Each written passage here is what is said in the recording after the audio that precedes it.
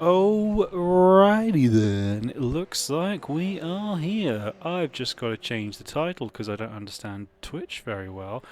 But welcome back! We are here in AF2 land. Hang on, I'm ghosting through my monitors. Let me just turn that off. Welcome back, we are back in AF2 for round 3 today here from glorious Road America. As I type the title in, it's me, your boy, the Flat Earth Mom, Flat Gang, Flat Daddy 420, Flat Out Flat Earth. Back here to commentate for you guys today. It's going to be a fantastic race. We've had two very exciting rounds in this championship so far.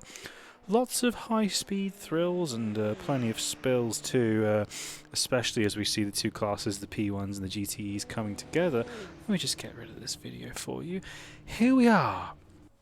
The final 5 minutes of practice today, just gearing up for qualifying, and very, very interesting to see so far.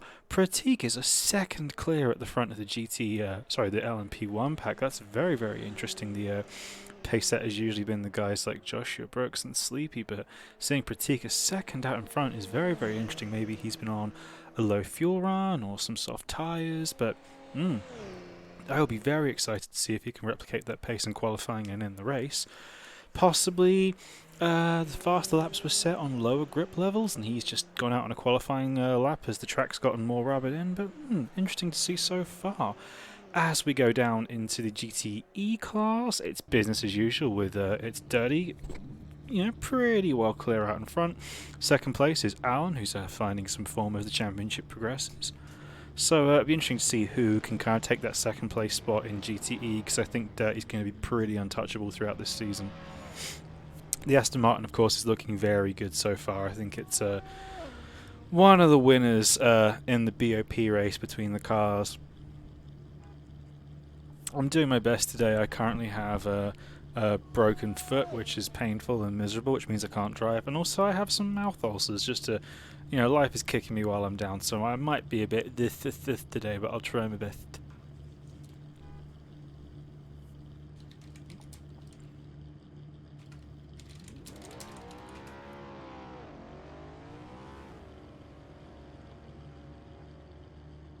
So we only have a couple minutes left to go. We will get into qualifying.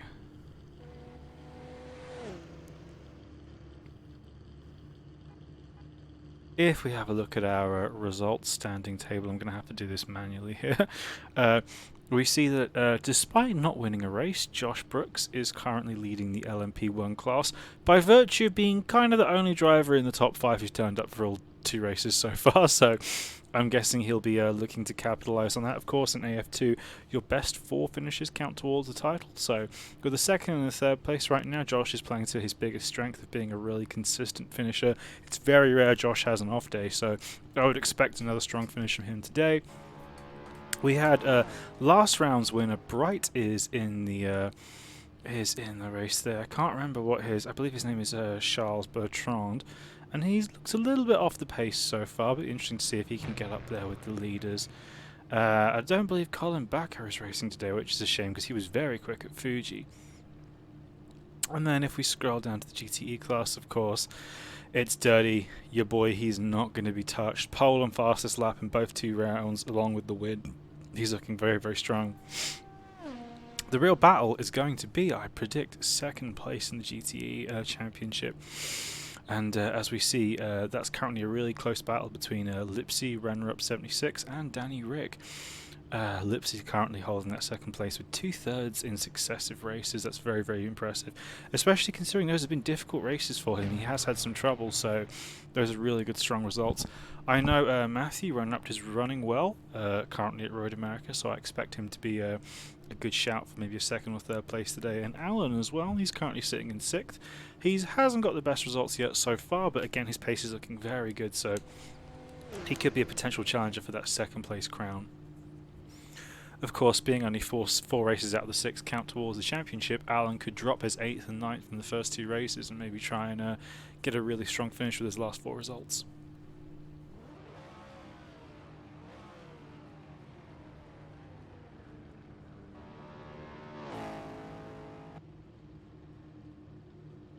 If we have a look at the teams really quickly, we would see River Racing, no surprise there, are currently leading the LMP1 Teams Championship, while the Aston Martin Red Bull Racing team are absolutely destroying the GTE Championship. That's virtue of having two drivers who are always up there in the podium. So it's still early days in the season, but I don't expect the leaders are going to change in the team standing anytime soon.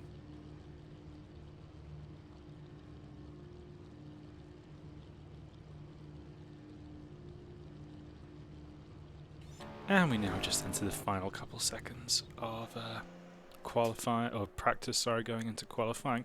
Josh has gotten close to Pratik, but not quite there. I think he's maybe going out at the moment and looking for a little last lap boost to carry on into qualifying. He's currently up on his delta by only a tenth, but he might be able to find some time in the last sector.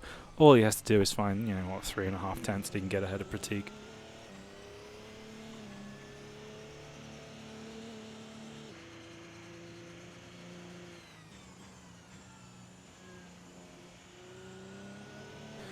Oh, and Josh comes up the final corner. It's going to be close. Maybe not quite close enough. Oh, and he improves, but it's not quite enough to take a provisional pole. Oh, and no, hang on, I was looking at something else. Yeah, it's not quite close enough to take that top spot going into qualifying. I have to say, it is such a real boost to your confidence when you're carrying. Hi DK, how's it going? It is a real boost to your confidence to carry getting the top spot in practice on into the race. It really helps you kind of focus for qualifying, and it makes you kind of feel like, yeah, I'm the fastest, I've got it today. It's a huge confidence booster. Actually, let me try and get DK.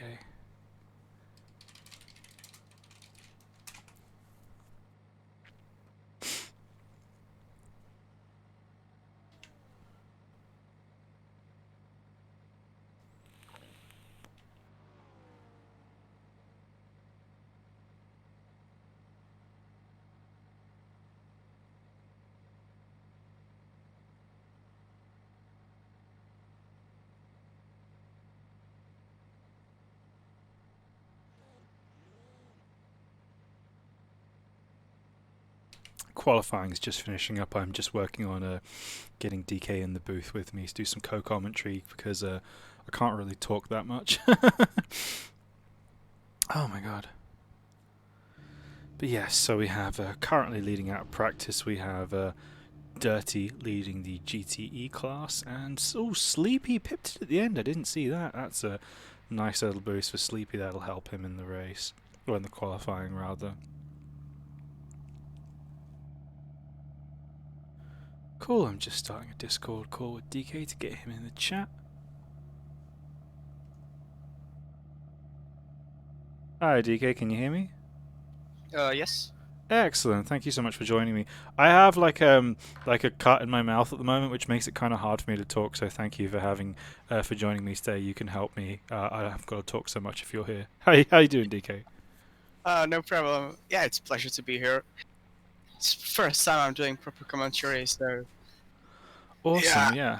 Well, it's going to be based on the last two events. It was a lot of fun. Oh, qualifying is starting, so here we go.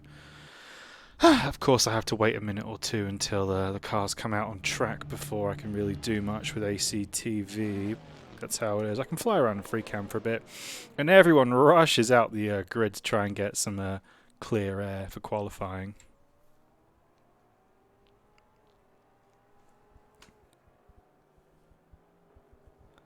Yeah, I have to say, when I see this fast cars on Czech like Road America, I'm jealous. Yeah, it really is a nice track for things like LMP1s. It's got a lot of straights. You can pass here. You can work your way through the traffic here. I have to say, in the practice session, there were some unhappy drivers in the LMP1 and GTEs when they were fighting for the same piece of track. So I think today's going to be about being patient for the prototypes. You can just blast past the GTs on the straights, but it's how much time are you willing to lose stuck behind them in these kind of slow, tight corners.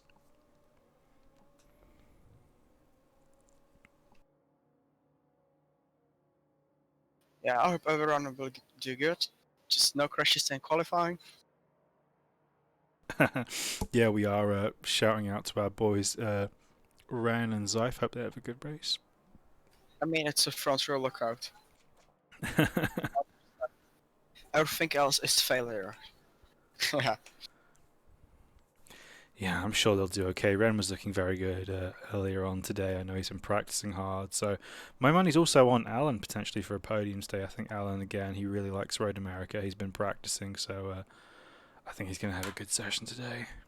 Yeah, from what I heard, Alan has better pace than Ran, and he should be close to Dirty. Probably not enough, but he can make it entertaining in first corner. I hope. Yeah. The first corners are always interesting, let's say, in this series. So as now flying in drone cam, watching these prototypes start their flying laps, isn't that great? Whee!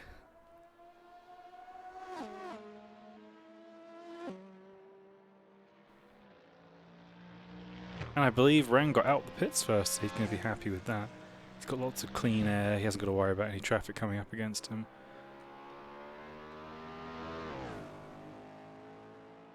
Just waiting for the tower to load so I can go on board one of the prototypes.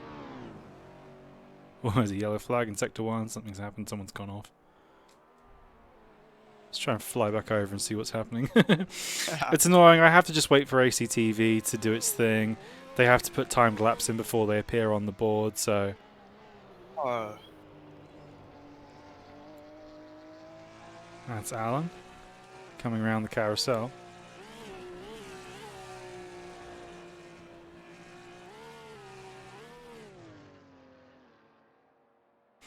It's annoying because if a driver doesn't put a valid lap in, they don't appear on my timing delta, so I have to wait even longer.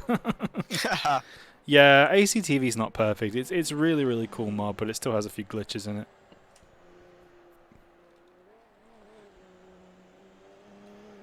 who's your boy for a pole in LMP1 class? I'm going to put my money on Sleepy. He's a very, very quick driver. He was very unfortunate to miss out with the win at Fuji. He, of course, had some incidents during the race. Yeah, and the drivers aren't appearing on the tower. That's kind of annoying. But yeah, my money's on Sleepy. He's a very, very quick driver. I think he goes well in these LMP1s. He is quite young and quite inexperienced, but I think he definitely has the pace today. This isn't a particularly hard circuit. Fuji was incredibly difficult. I think he's going to do a really good job here today. And also, Sleepy is currently the first driver to set a time, so let's go on board with him.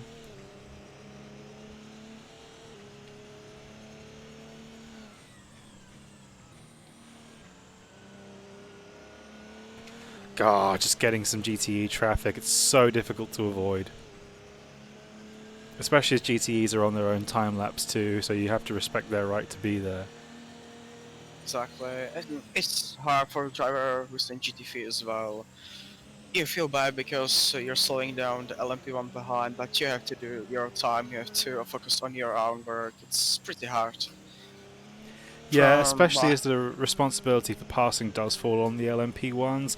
Unfortunately, if you're on a qualifying lap and you meet a GTE on the apex of a corner, there's just nothing you can do about it. You can't expect them to get out of the way. And oh, and Sleepy runs just too deep there before the carousel. That's a shame. He was quite a few tenths up on that lap.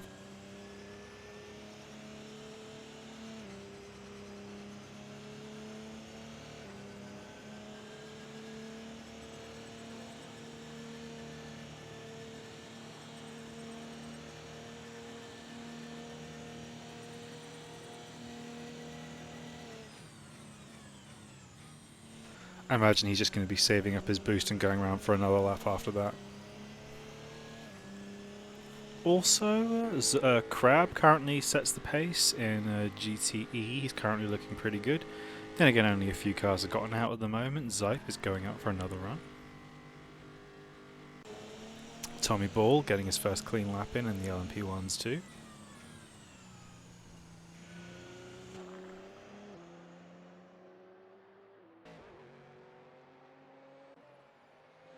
And let's go on board with Sleepy as he starts another flying lap. cool livery. I like it. Yeah, me Just too. stands behind Sleepy. Mmm. That was only Sleepy's first lap, though. He's got a lot of time to find, I know. This would have been Loewe's livery for Loewe and Thomas competing. They are, funnily enough, the official Charge team, but they haven't joined any of the races yet this season, so it'll be interesting to see if they make an appearance. Oh, and Sleepy's almost his second up so far. Wow. He was absolutely amazing in qualifying at Fuji last week. He couldn't be touched.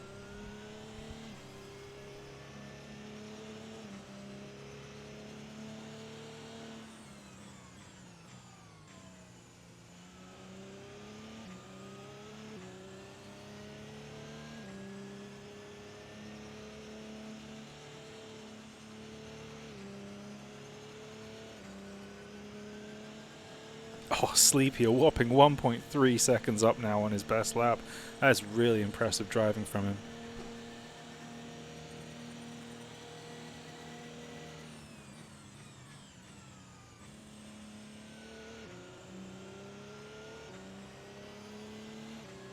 Definitely still some time to find, though. He's not had the cleanest Sector 3, but that definitely will be the pace to set. Oh, just too deep into the final corner. Oh, no. That's taken all. That's going to cost him about 8/10 by the time he gets to the line. But yeah, shows there's a lot of time to find out there on the track. The track is rubbing in, the grip level is increasing. Sleepy can definitely go a lot faster, I would say. The other guys in LMP1 really got to watch out for him.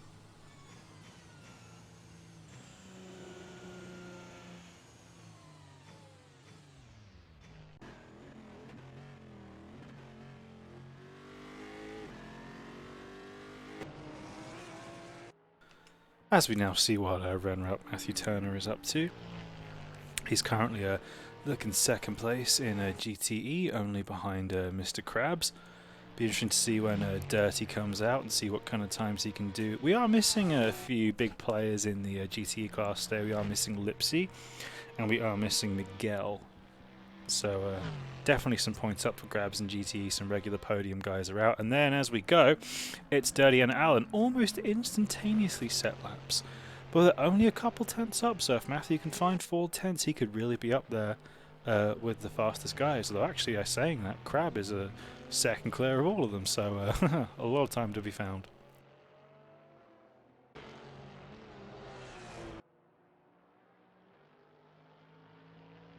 Still 11 minutes to go. Do we know what is the grip level at the moment on track?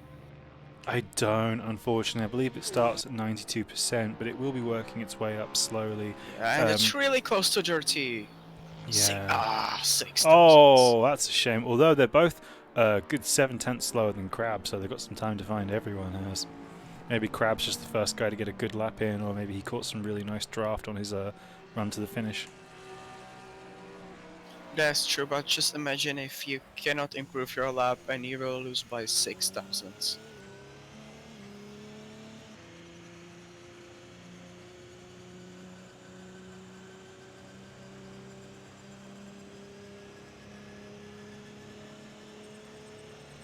And now we're on board with Josh as he starts his qualifying lap. He's got some time to find on Sleepy, so let's see what he can do. Already, 4 tenths up, 5 tenths up through the first corner. I don't know if that was a track extend though, so we'll have to see. Grip's getting better, maybe Josh can find some time.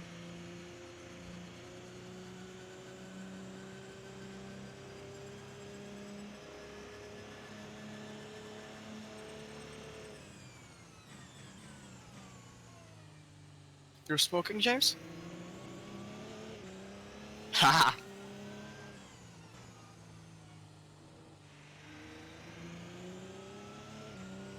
Of course. Smoking is bad for your health, James. Smoking is bad for my health, that's why I'm muting it. I can't mute you though, DK, so you've got to be on it today. No smoking on the mic. I've pushed the talk, so... So Josh comes around the carousel. He's just been bleeding time. That's a real shame. He could have gone so much quicker, but it's just not been the cleanest lap for him. That's not going to really take him anywhere near close to Sleepy. He's got to find a lot more time out there.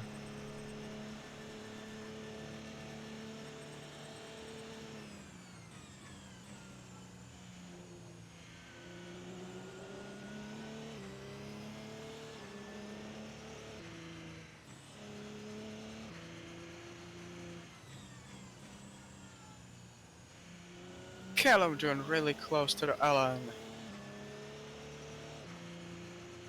As Josh comes across the line, it's not going to be enough. He's even picking up a little bit of toe from that BM, but he's still good 4/10 behind Sleepy. I'm very interested to see what Crab has done to get so fast. And that was on lower grip as well. Maybe he's found some kind of exploit, because he's still a lot quicker than some really fast drivers. And Crab's been in the fight in the last couple rounds, but he's definitely not been one of the front runners. So maybe he's unlocked some pace in that Corvette today. I have to say, actually, as it gets darker, it's going to be harder and harder to set fast laps. So getting a good lap in before it gets dark is really important here.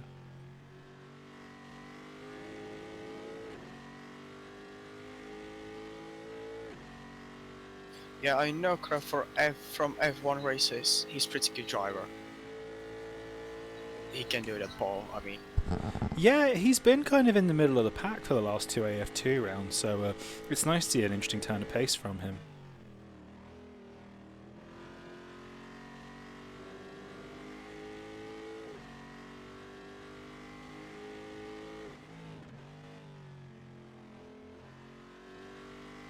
Now he's starting his flying lap. We're very interested to see if he can improve upon that. If there's even more time to be found up there, that will really make Dirty and Ran and Alan and Callum, all these guys. Oh, and Zyfe too. Wow, it's very tight in the GTE field from second down. I have no idea what Crab's been doing to find so much time.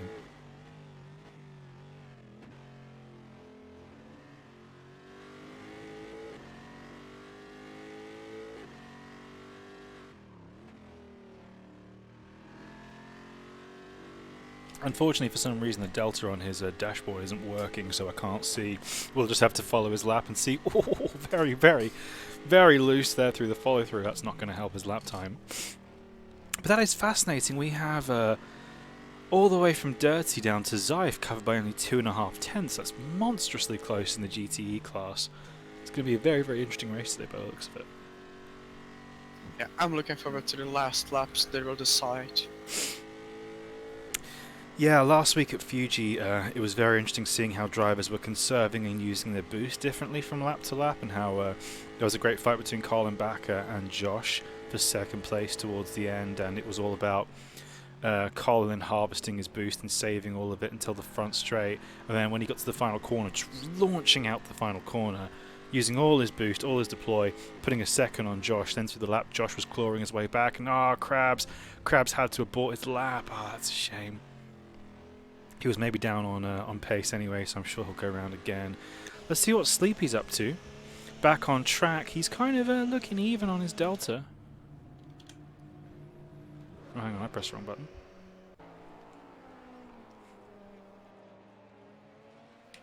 Now it really is dark. It's going to be so difficult for these guys to see on track. When you're racing at night time as well, there's just a certain... You lose a few tenths just because you're just trying to be safe. You're trying to keep the car on the road, and with that limited visibility, you know where your braking points are, where your turning points are, but you just hesitate, and it costs you time. Sleepy seems to have lost this lap, so I'm sure he'll go around again. Josh appears to be on an out lap. And Pratik's having very good form as well, driving the Toyota. He was very quick in qualifying. Oh, he's getting killed by this traffic though at the moment though, so I'm sure that's ruined whatever lap he was on.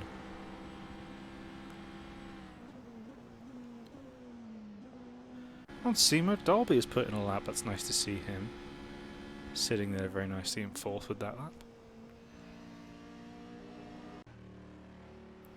Again, no one can just seem to get close to Crab. I don't know why he's gone so quick today. Oh, saying that, Dirty has just broken into the sixes, but he's still so far off. I don't know what Crab has done to find so much time. I don't know, and I would love to. It's a really huge gap. Maybe he just found something either in the setup, or he's been driving really well, or he's found a corner you can just get a bit more, a bit more time out of. Or maybe outside behind some LMPs, maybe on the main straight, big straight. Yeah, I imagine that would gain you a lot of time. If you had a really clean exit and carried that toe all the way up the front straight, that would easily be worth half a second, I reckon.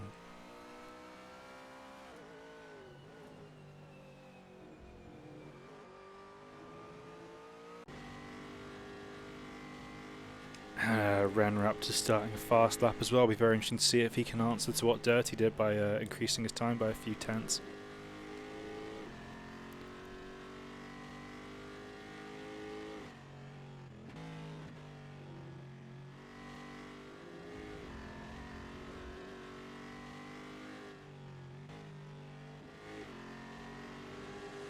Just a quick shout out to the 18 people we got watching on the AF Twitch right now. How's it going, everyone? I hope you're doing good. I would like to be a bit more energetic. Oh, and Zyfe goes very close to Dirty's time, only less than a tenth away. That's a fantastic lap from Zyfe. That's really good job. Putting him up to third place. I know he's been practicing really hard this week as well, so it's good to see my Speedo boys up there in third and fourth. Oh, and Ran appears to be hitting a little bit of traffic. I don't know if that's close enough to hurt him. He's still quite early on in the lap. Unless he can kind of negotiate this driver to get out of the way, I think that might impede him a little bit. That appears to be one of the Porsches. That's either going to be Alan or Drillo. Hi Toaster, how's it going, dude? I hope you're having a good old day.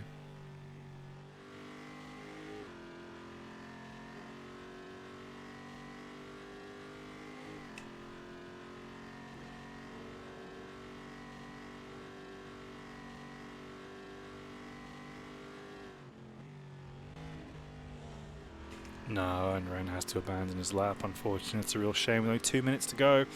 You're pretty much going up to your last chance now. I don't know what he's doing. He's letting all these LMPs through, but oh god. One of the river racing cars just goes too deep there. Oh, his car's all over the track as Josh is probably gearing up for his final lap, but there's no way he's going to make this work. There's just way too much traffic. Unless he can absolutely scream past these cars. Oh my god, this is dicey. Is he going to have to make a move into turn 1 to try and get a clean run for the start of his lap? Otherwise, he's just going to be in trouble. Oh no, this is a nightmare for Josh.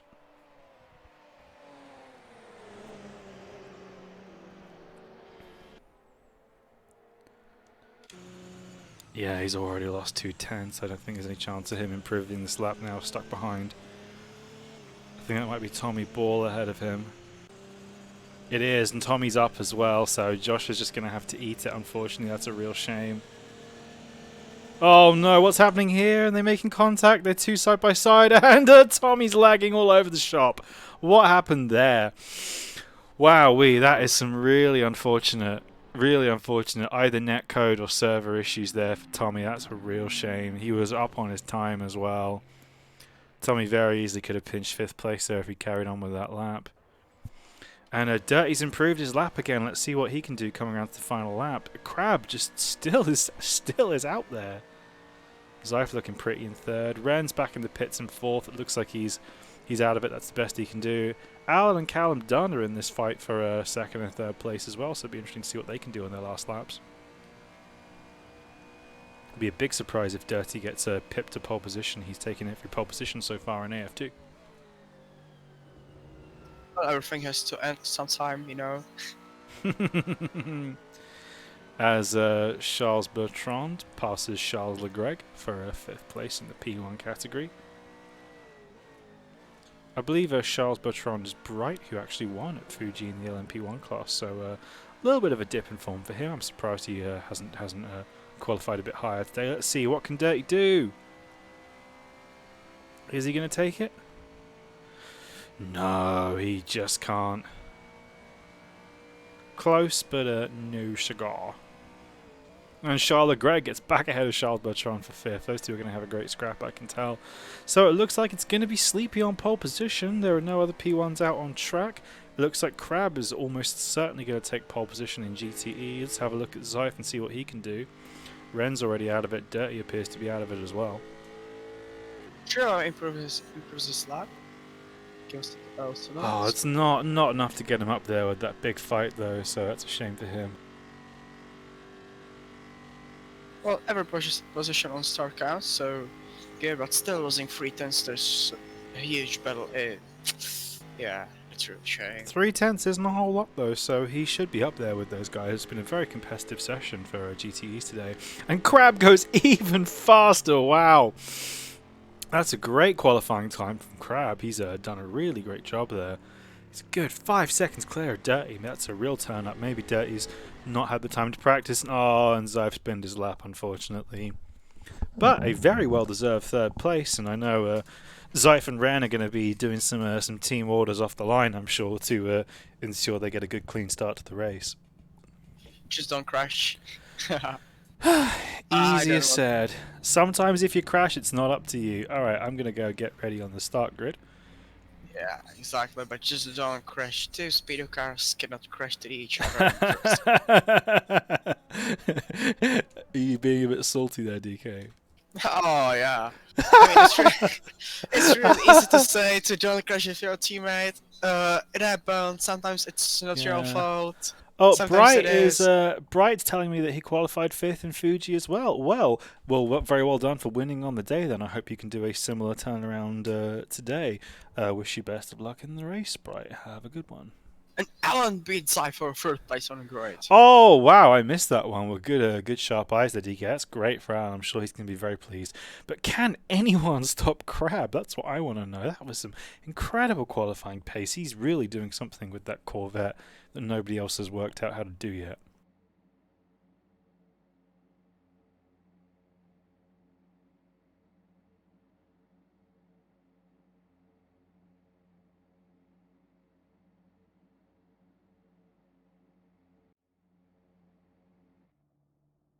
Oh, what? It's daytime. All right. That's weird. I thought it was going to be a nighttime start, but no, we have a daytime start. So we will do our customary little grid exercise as we go through. So here we have, I believe, Sleepy on pole position with Josh second.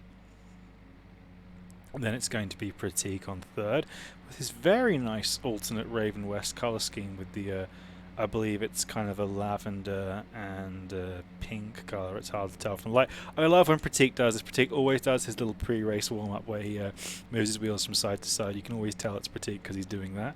We have Charles Greg looking really good in 4th place with the Poor Energy race car. Following that, we have oh no, that was Simo Dolby. In fact, Simo got the place. Charles Greg takes 5th. Here we go. I've gotten lost. And then we have Bright in 6th or 5th, I don't even know. That's going to be Tommy Ball driving Khan's Audi R18. Followed by, it's not Guardrail Hitter, it's somebody else with the inappropriate sponsors on that car. Then we have the other Raven West car, I believe that's John Aramicus. At the back of the LMP1 pack. And then we have very good lap from Crab. Put him in pole position in GTE. We have Dirty in 2nd place, Alan in 3rd, and the 2 Speedo Corvettes looking fantastic in 4th and 5th. So let's just go and get ready for the start. Of course, we have a massive straight at Road America for the first corner, so I can probably zoom all the way in. Actually, I can't. I'm going to zoom in and see what happens here. So, it's 2 lights, 3, 4, 5, and 6. And we're off. Let's see what happens. Oh no, it's already happened. It's already happened. An absolutely enormous multi-car pileup. I have no idea what happened there. And Josh appears to have taken the lead. Sleepy goes through 2nd. What an absolute massive crash. It's been a restart call. Oh, one of the Speedos is round. That's really terrible. I think there might be a restart because of that. That was a mess. Absolute mess what happened there. Oh no. Okay, let's go and have a look. So Sleepy appears to be in 1st place. Now something's happened. We've lost Josh and there's been a restart. Yeah, I mean, this has to be a restart, definitely. I mean, if you crash in first turn, it's not good, but I can take it, but crash just after start when you get away, that's not okay. Yeah, man, that was some funky stuff there. That was not good. Come on, guys. Oh. Come on, that ain't good. I'm just looking at the chat right now. Well, there are going to be some very happy guys that we restarted that session because that was ridiculous. How do you stall a virtual car? It's a sim. Oh my god, that's funny, right? Oh, God. Okay, Let's try let's that one again. I've yeah, got to let's sit like. here and wait for the 2 minutes to count down again now. That's a load of fun. I'm pretty sure this didn't happen. It was practice start probably. Uh, Yeah, I'm not sure, Toaster Crab might be from Lithuania. Well, I'll look next time when he comes around. We'll look at his car and we'll see.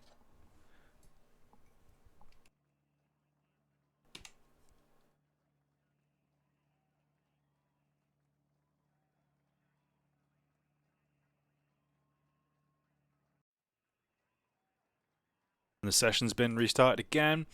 No idea what happened there. Someone's obviously having some technical problems, so they're just keeping the restart rolling till it gets sorted.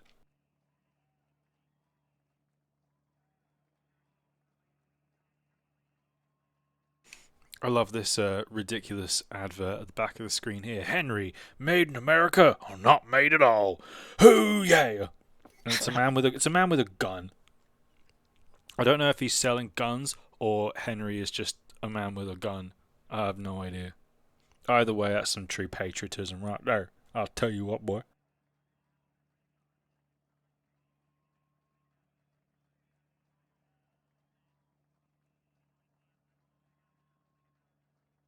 Come on, let's get this race on the road. No more restarts, please. everything can happen. And it probably will. Oh, I actually forgot I have some special effects queued up for when stuff like that happens. I'll have to use them this time.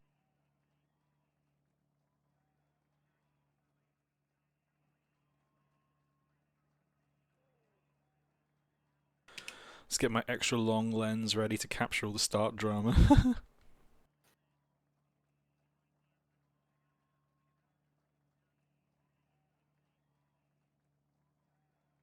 30 seconds. Don't forget, it is a 2-hour race today with double points available because it's a special round. So drivers who have maybe not had the best start to the season are really going to be pushing today because they want to get as many points as possible. A win today is going to be worth 2 anywhere else. So let's have a good race. And we have 6 lights, and will it be a clean start this time? It looks better. Everyone's away cleanly. Let's see as we go down to the line. Joshua's had a brilliant start. Sleepy's had a dreadful start. He's really battling to lose positions here. Sleepy's just ganking the boost, and there's been contact with the LMPs. Pratik, Charles, and Bright are around. They are all off the track cleanly, though, so that looks okay. Oh, there's been a humongous pile-up into Turn 1. Absolutely ridiculous. Both the Speedo cars are off. We've got, P1s everywhere. Pratik and Bright are off. We have, I believe that's Crab made it through. But his teammate is off there. That's been a real mess, unfortunately. Let's go and have a look with the leaders and see what's happening. As Sleepy is boosting down the inside, trying to get in with Josh. And Asimo Dolby's in there going for the lead as well. That's a real shame. I'm just going to have to be, oof. For me right there, for everyone in AF2. Yeah, that's a real shame, and let's just see what's going on down in the pack as Tellers and Zyph make contact. Oh no! And there's some bad blood between these guys. The LMP1s are really trying, and Tellers forces Zyph off the road! Oh, come on! What are you doing, my guy? There is going to be a very unhappy Zyph in that car right now. Of course, Tellus was handed a race ban because of his shenanigans at Fuji, so that's going to be not good look for him if he carries on like that in today's race. I see Tommy Ball off the road. It's carnage. It's just carnage so far. There are fights everywhere at the moment. It's impossible to keep track of all this. And Zyph is going like an absolute man possessed trying to get past Tellus. He's going, get out of my way, you psychopath. I've got an, oh no, and Zyph gets run out of road again. Terrible start for the two Speedo guys, completely taken out, and now, and there's just more contact. This is just ridiculous. This is just, that was really stupid. There's just crashes everywhere. This is ridiculous. Come on, guys, like, why are you here? Well, I have to say I'm not enjoying this. Yeah, that was particularly bad. Zyph's going to have massive damage because of that, and Sleepy and Josh are battling for the lead again. See if Sleepy manages to kind of get hold of it again, but Tellus, I don't know what that guy's doing, man. I don't know. Some say he was brought back too soon, and Sleepy spins. No, and he collects Simo Dolby. Oh, that's a real shame. Oh, and someone else has gone off there as well in the P1 class. I believe that might have been Matthias Wasik, who I'm going to call Mike Wazowski for today. He's gotten a bit of a break for Crab. Oh no, the P1 field is so smashed up. Crab is still leading. I believe that is a Lithuanian flag on Crab, so a shout out to Crab from Toaster, your fellow compatriot sim racer. This is a complete mess right here. And we have Vinny's in the pits. He's obviously picked up some damage on that ridiculous lap 1. And it looks like Bamba's losing time as well. There's just mess everywhere right now.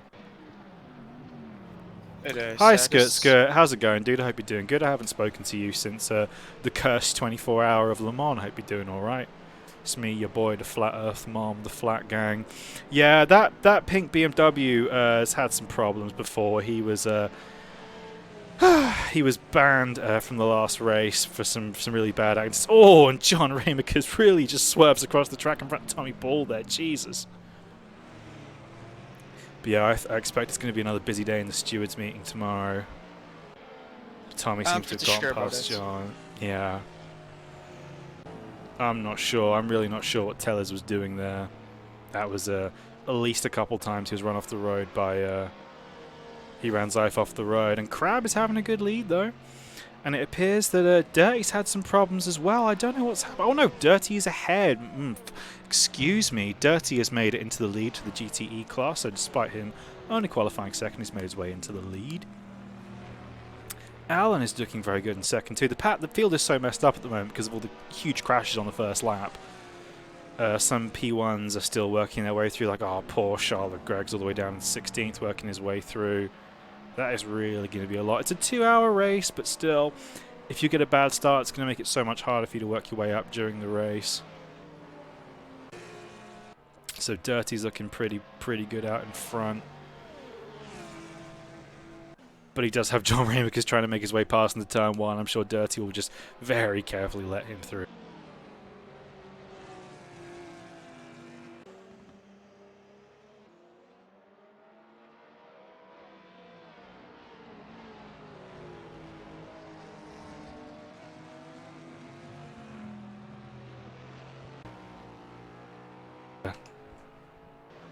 Tellers appears to be on the hunt again. He's now gotten behind Renrupt.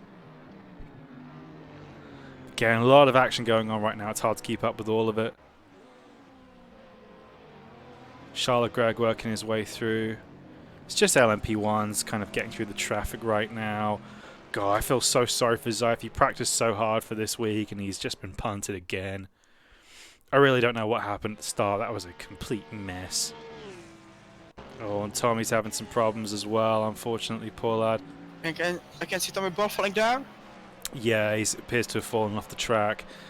Maybe he's got some problems there. I know he was having some issues with his force feedback not working, but it looks like he might have some damage, or he's just being kind of considerate.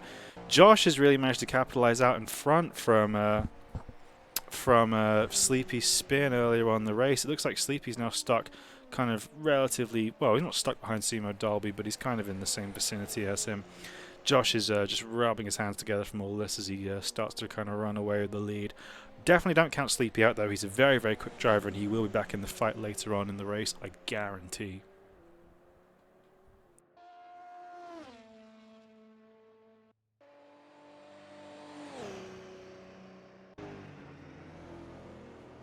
Cars are starting to spread out a little bit now as Tommy works his way through some of the lap traffic. But I know Ren will not be happy having Tellis so close to him on field. Of course, Tellis was doing some really unnecessary defending when he was a lap down in Fuji last race, and he really upset quite a few drivers, so it'll be interesting to see if he can continue driving cleanly or if he's going to have some more problems. And Sleepy is getting past Simo Dolby. Maybe Simo's oh, and Simo's in the wall. That's really unfortunate. Luckily, he rejoins pretty safely, though, so that's okay, as Mike Wazowski's coming up behind him. I wonder if those two are going to fight. And Danny Rick has passed. Oh, no, and Simo's gone round again. Oh, can he get back on the track cleanly? That's the thing when you overheat these tyres and these cars. It does give you problems, but Danny Rick has got past Krabs. We go on board. There's a great battle going on here. Three-way battle, I believe, with these guys. And LMP1 traffic everywhere as well. What's going to happen here?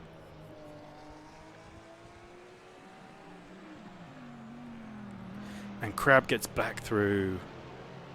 Danny Rick, of course, the fastest keyboard and mouse slinger in the West. He's really on Crab's tail, though. Let's go on board with him again and see what's going on. Oh, but he just runs wide. That's a shame.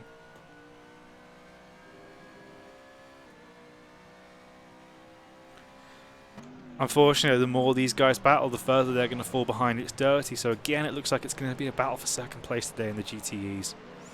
Josh has pulled out a massive 8-second lead on Sleepy. So, getting held up and having that spin has really cost Sleepy. It's going to have hurt his confidence. It's going to take him a while to get back in the groove. And John Rainmaker seems to have had problems again. He's falling behind some more GTEs.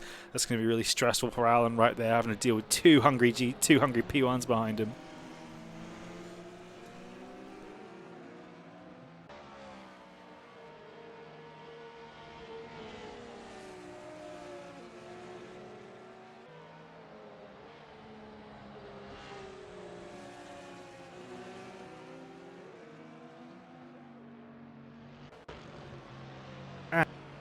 And Danny Rick seems to have dropped back a little bit. Now Alan's just trying to get these P1s out his way and get a clean race, of course. He really doesn't want to be bothered by these guys too much. He's looking for a really good result right now.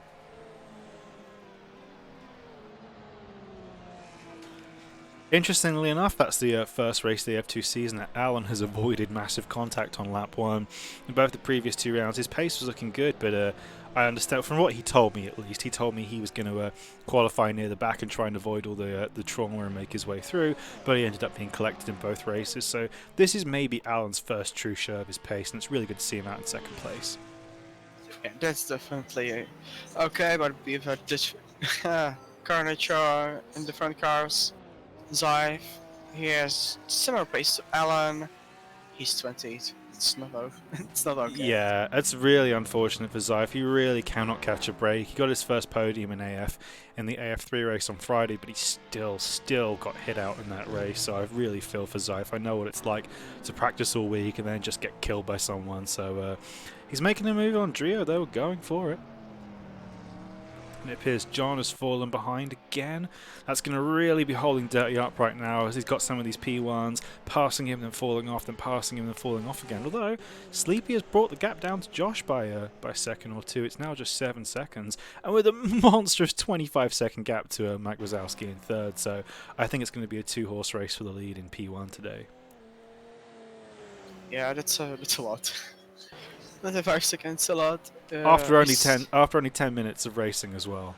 Yeah, it's still a long race, but you don't want to lose in a second. Definitely not. Especially when those guys are so quick. It's going to be, if you fall 25 seconds behind Josh Brooks and Sleepy, you're not getting that back. Unless they have a massive problem.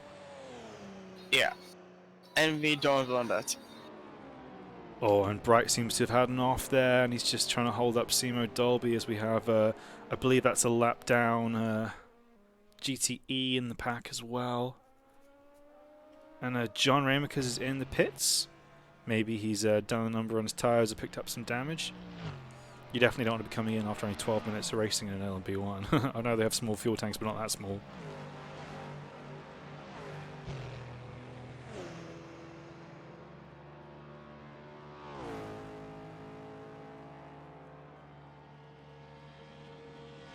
Of course, John will have to work his way and repass all of these GTE cars again. It will be 4 positions, so they don't have to get out of the way for him. They can hold him up if they want to.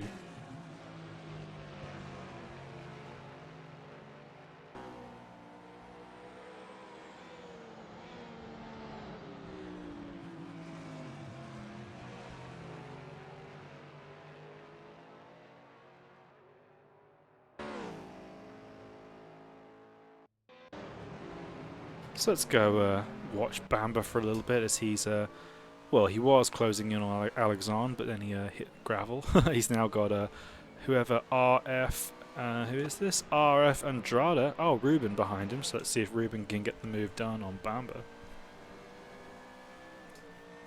I think due to the long straights and kind of slow corners, we might end up with the cars spreading out a little bit, so it might not be quite as a voracious battle of position today. Although, I have to say, Bamba's got a little bit of a train behind him right now. He has Ruben and Ren all behind him, and I believe that's one of the P1s coming through to lap them. That might be Sleepy.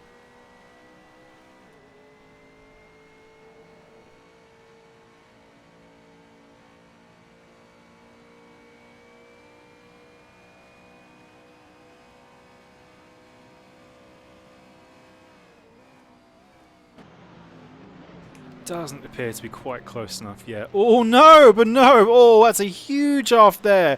Huge, huge, huge off from Bamber, and oh, can he get a good rejoin? Of course, it's so dangerous in the dark because you cannot see the cars that are coming up behind you. What's going to happen? Is he going to block the cars coming up behind him? Drio and Zyfe. Oh, Zyfe is really hungry for the move. Zyfe's going to be pissed about that, but he manages to get through.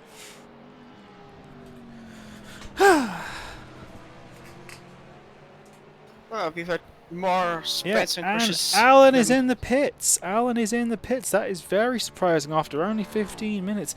Maybe he picked up some damage. I don't know. That is concerning. That's very, very surprising to see such an early pit stop from Alan. Yeah, that's early. That's very early. It's dropped him behind the whole pack. And now Ruben and Alexander battling for position as well.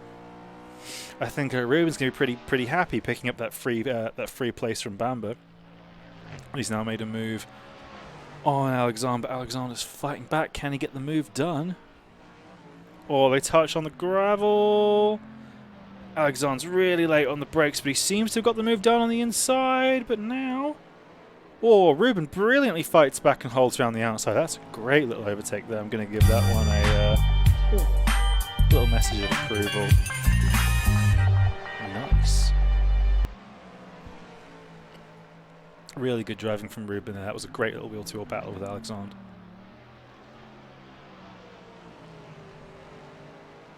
Not too much wheel-to-wheel action happening at the moment. I think the car's just getting in the groove, spreading out. God, I really want to know what happened with Alan, why he seemed to pit so early. Maybe he didn't put race fuel in the car, I have no idea. Oh, and he's getting on the gravel. Come on, Alan. This is supposed to be your week, man. Come on. Do all of Jersey proud.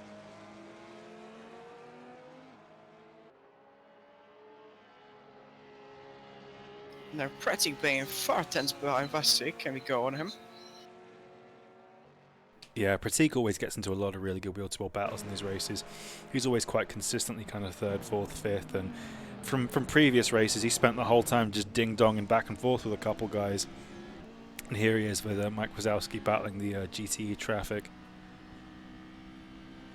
Ooh, that looks to be a speedo car touching the gravel there. That's probably going to be Ren, I would assume. Or it's Zyfe, who I believe is on the back of Teles. Oh, and Pratik very, very boldly goes through the middle of these two guys there. He just boosts and goes, run away, get me away. That was a cheeky little position there. Maybe he can hold on to it now and try and run away. Of course, Pratik is driving the Toyota, which gives him a huge amount of deploy. Not really much on the internal combustion engine, but when you get on the manual boost of this thing, you fly away.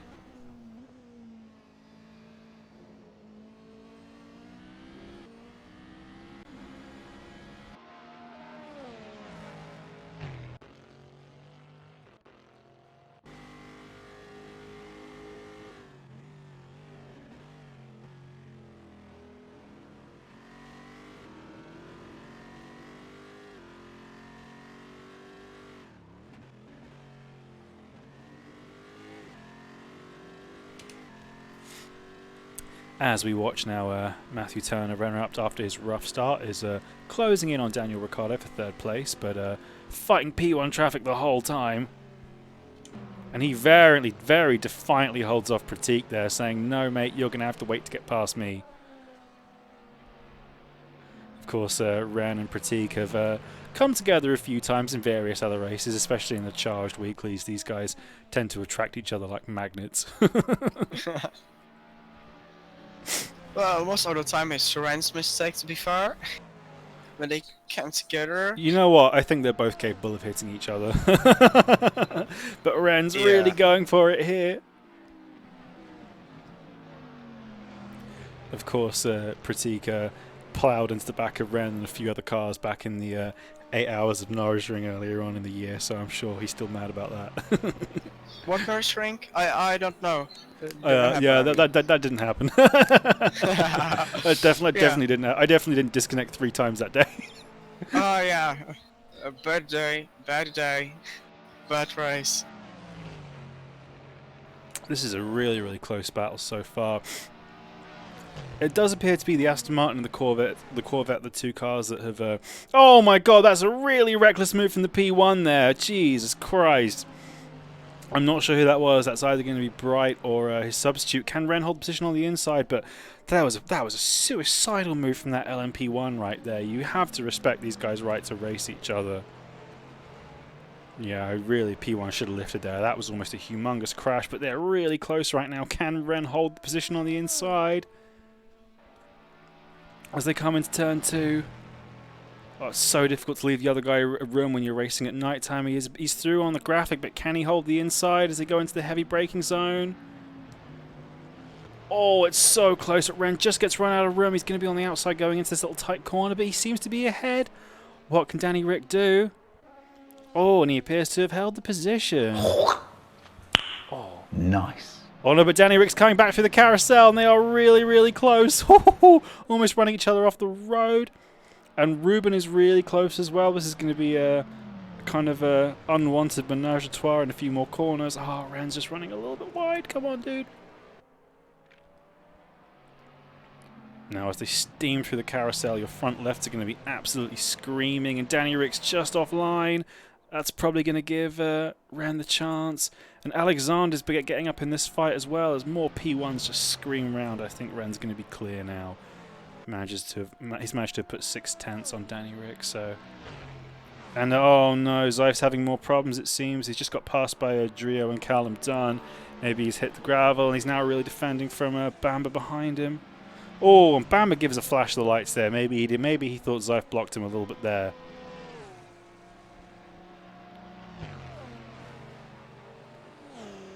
Oh no, I got a message from Bright here saying that he got killed twice, so now he's just going for fastest lap. Okay, well, I wish you well on your quest for fastest lap, Bright. Sad to see you taking out the race, though.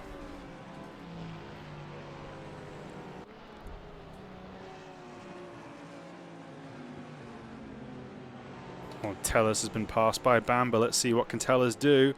Will the red mist come down again from Tellus? Alan's still stuck down there behind these guys as well. I don't know why he pitted so early. Oh, I see a murder about to happen. Do I have to play the Minecraft dead noise? Come on, tell us, prove me wrong. Appears to have got the move done. Very well done, very well done. Cleanly executed. Yeah, Bamba appears to be dropping down after his first lap gains, unfortunately.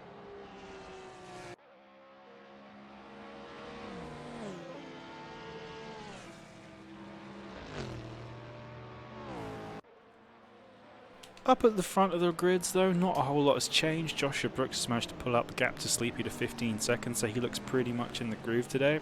Dirty has just disappeared up the road. He's a good 16 seconds clear of Crab, who has got a nice gap over Renrapt as well. So all looks fairly stable at the front of the grid so far. There's Callum Dunn and Charles Bertrand battle as well. Oh, and Tellus and Bamba are really going for it here. These guys are really ding-dong. And hi, Leafguard, how's it going?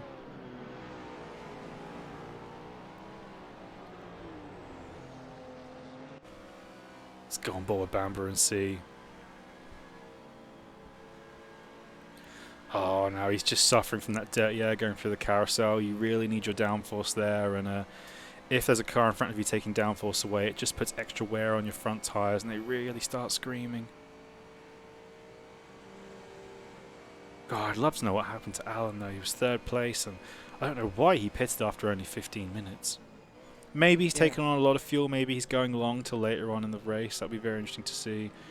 I would expect you could one-stop this race, so I don't know what he's doing. Oh, and Danny Rick seems to have just been jumped by Alexander and Ruben. Maybe he had a bad exit out the last corner. That's going to take the heat off Runner up to ahead of him. Yeah, Alan maybe forgot to fill in the race field. Oh It my would be so. god, I just saw my life flash before my eyes there. Jesus Christ, I'm not sure who that was, but LMP1 almost completely murdered Daniel Ricciardo. That was really bad. Is there a Renault in the wall somewhere? Because that was maniacal. Some of these P1s are absolutely smoking crack. There's no better way to put it. I believe that might have been Charles Bertrand there. I don't know. Maybe I think he might have escaped back to the pits after that. That was absolutely ridiculous. Whew. That was close. I know. I'm looking That in the was mirror, and close. it was just I saw my life flash before my eyes. Well, at least he managed to avoid Danny Rick, so that's good. But yeah, again, there seems to be some lap standards in driving today.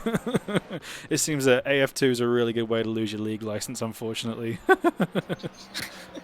Yeah.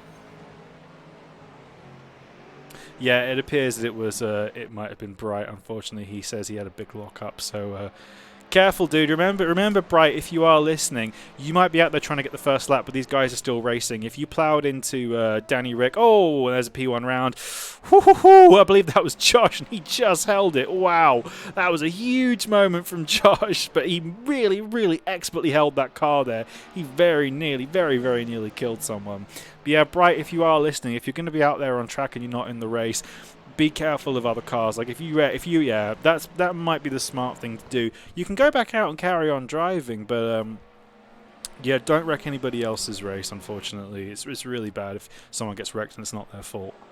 But yeah, that's lost Josh a couple seconds there. He had a huge moment there, but very, very well held. That will absolutely be one for the highlight reel. Someone please clip that.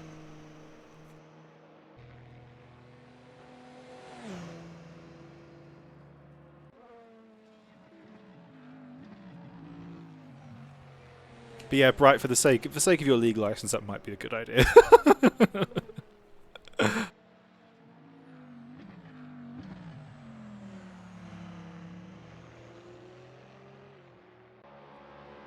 Bamber and Tellers are really going at it again. What's going to happen? Bamber seems to have got past. Tellers is not going to be happy about that. Can he get the move down into turn one? Is it going to be clean? Whoo-hoo-hoo.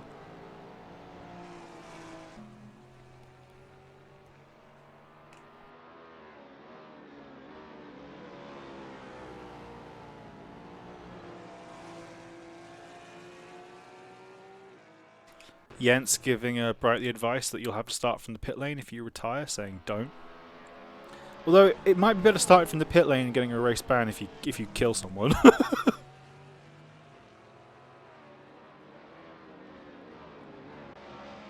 And Alexander and Danny Rick are having a good battle as well.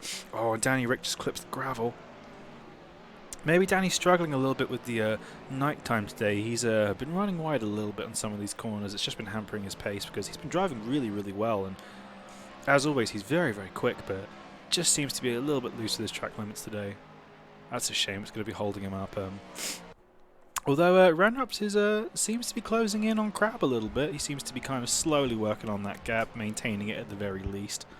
I'm sure later on, if strategy comes into play, those two Corvettes might meet each other.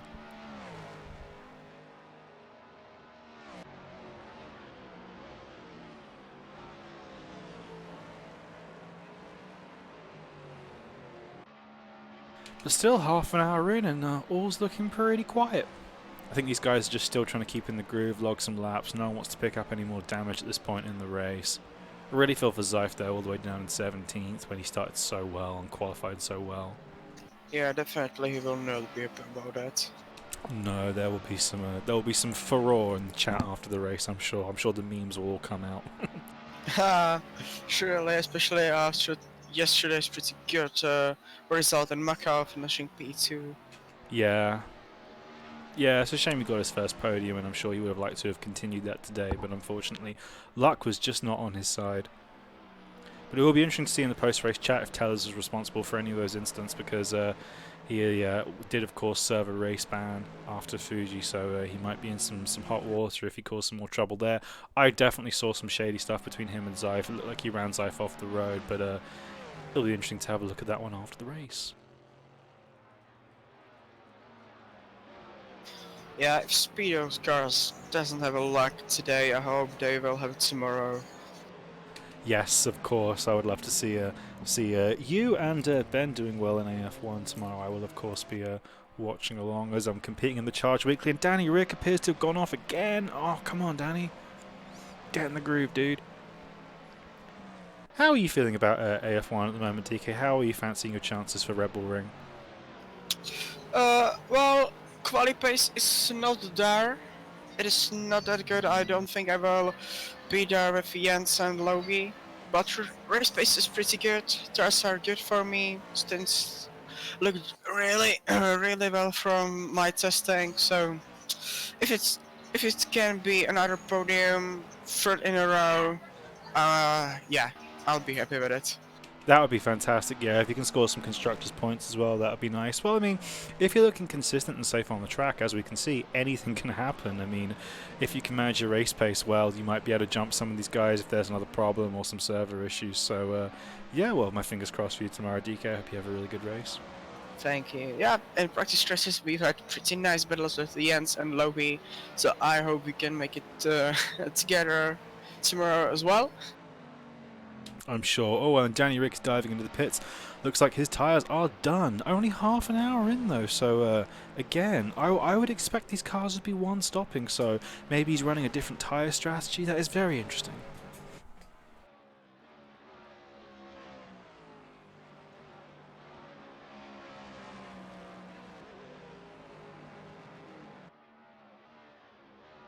Yeah, and F1 Speedo is currently leading Constructors Championship. I know. So I'm very proud of you guys. I hope you can keep that one up. You have two very, very strong drivers. I hope you guys can continue to rack up the points. I'd love to see you get more podiums and fight for some wins as well. that would be fine. Yeah, definitely. As we go on board with Sleepy now, the gap between him and Josh is kind of maintaining itself. Sleepy's picked away at it a little bit since Josh had his absolutely spectacular slide, which I have to say that's one of the best saves I've seen in AC. That was a really impressive save from Josh. I thought he was going to wipe out that GT that was next to him, I believe was Callum. But yeah, be interesting to see as the race progresses whether Sleepy can get that gap down again. He's a very, very quick driver in these P1s. He might be a little bit hampered by experience compared to Josh, but as the race progresses, maybe if Josh has another problem or finds some traffic, Sleepy's really ready to pounce. The gap to Pratik is now almost a minute, so I think we might see Josh and Sleepy lap the whole field today.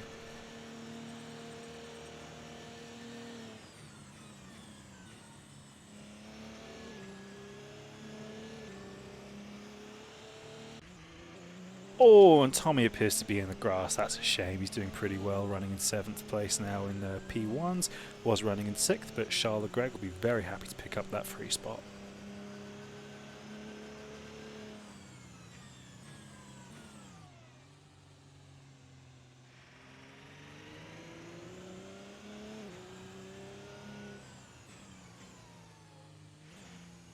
I have to say, as much as I like commentating, I wish I was driving. It's a shame I can't drive because of my foot at the moment. Hopefully, in another week or so, when the swelling's gone down, I might be able to put some more weight on it and start driving again. Of course, I've had to withdraw, unfortunately, from the final round of AF3. I can't drive fast enough to be competitive in that, and Nordschleifer and Macau are two really difficult tracks, so I just don't have the time. I physically can't drive enough to commit to learning those tracks to be competitive, so I've had to resign myself to 3rd place in the AF3 grid, but considering my luck, I'm very happy. Hi Toaster, welcome back. But yeah, I do miss it's not been a fun week not being able to drive, I have to say, and I've got a long road ahead of me until my foot recovers, but especially after my last trip to the doctor where I essentially had my toe re-broken again.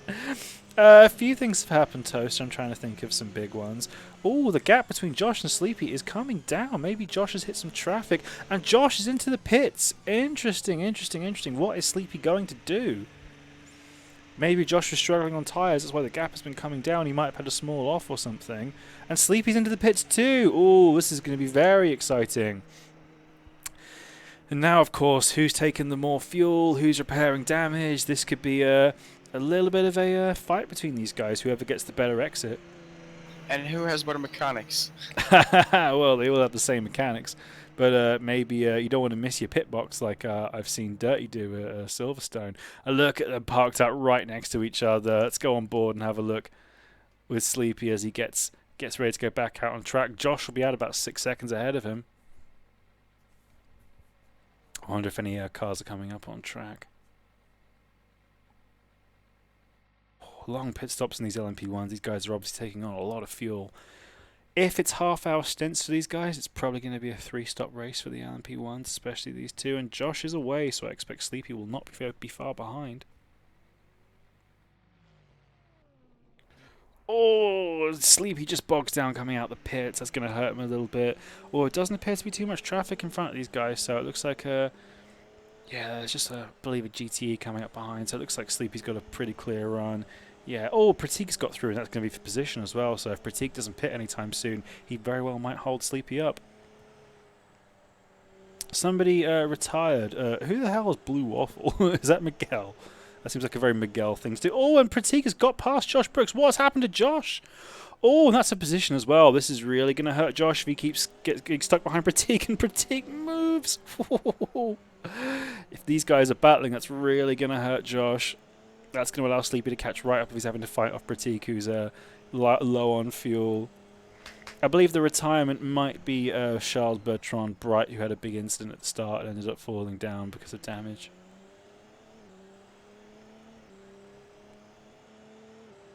Yeah, that cost Josh a second or two, having to battle with Pratik there. I don't know what happened. Maybe he ran onto the grass or something like that, and Pratik managed to get past, or maybe he used his boost economically, but Sleepy's going to be on the hunt right now to get back in this fight. I'm still desperately surprised why Alan pitted so early after only 15 minutes of driving, and also Daniel Ricciardo pitting so early as well. I genuinely don't know why these guys did that.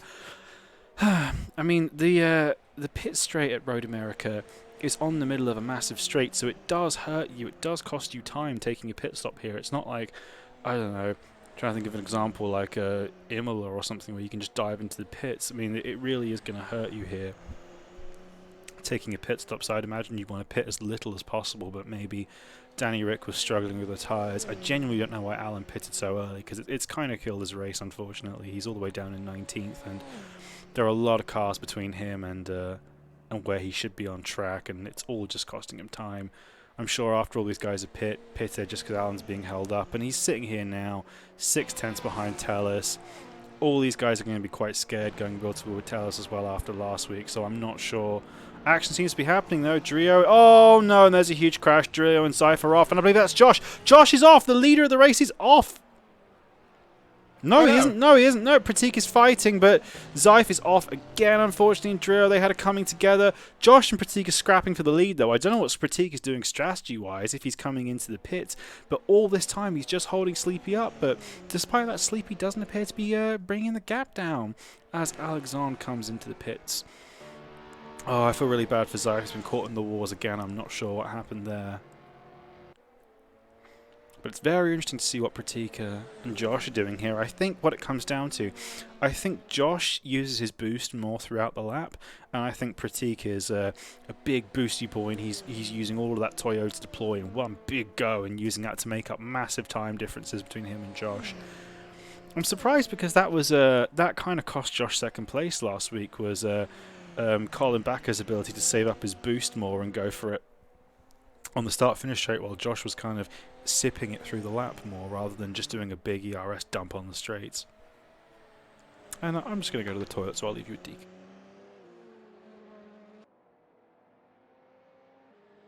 Perfection. Deke is commentating.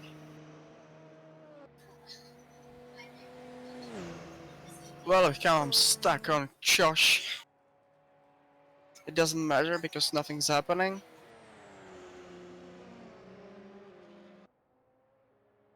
How are you guys who's watching? How are you enjoying today's race? Why am I so much faster than you? I don't know. Maybe I'm just more talented? Maybe, I don't know.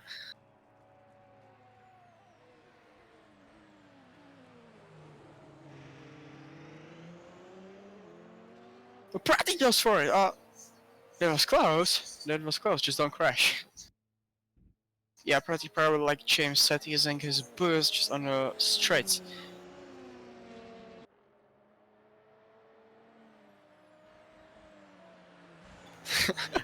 Okay, man. Well, I'm faster. I don't know. I'll ask James.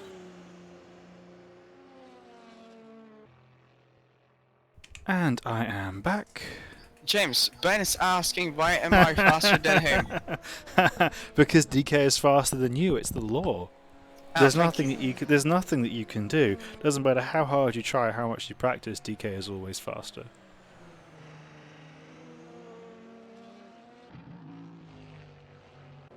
And I'm sure to the delight of many, Tellez is in the pits. He appears to have fallen behind Alan, so I don't know what happened there.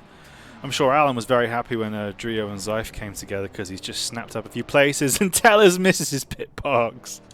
Oh my guy, what are you doing?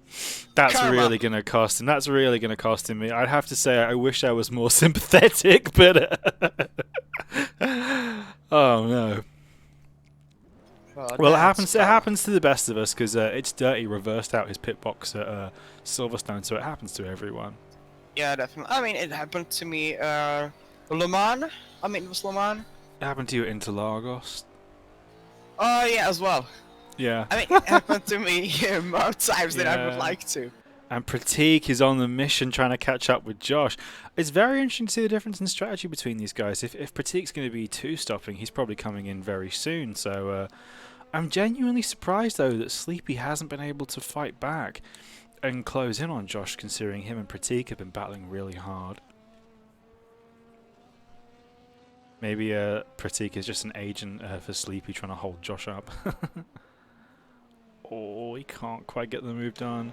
Trying to get past, I believe that's Danny Rick or Dirty, one of the Aston Martins.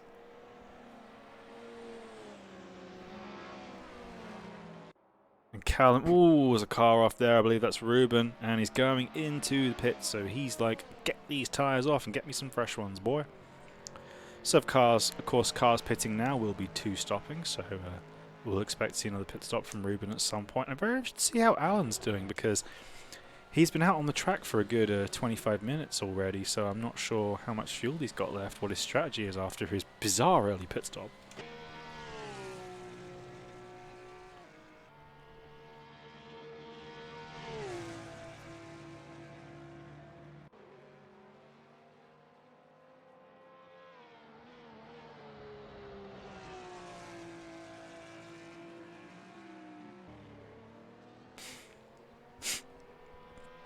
And Zyfe is slowly working his way back up the field, but it's still a real far cry from the third place.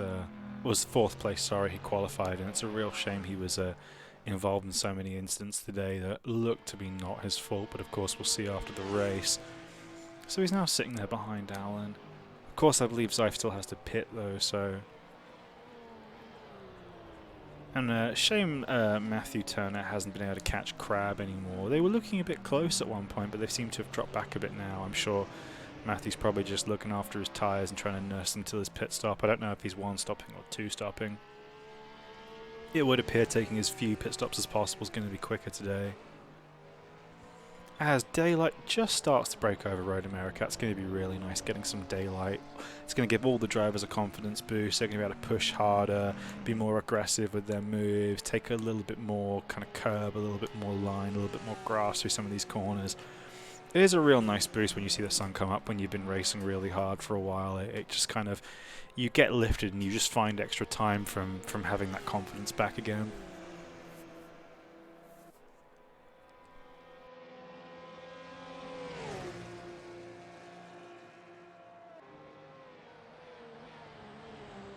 And interestingly enough, Pratik still has not pitted. I don't know if you can do a full hour in these LMPs without pitting.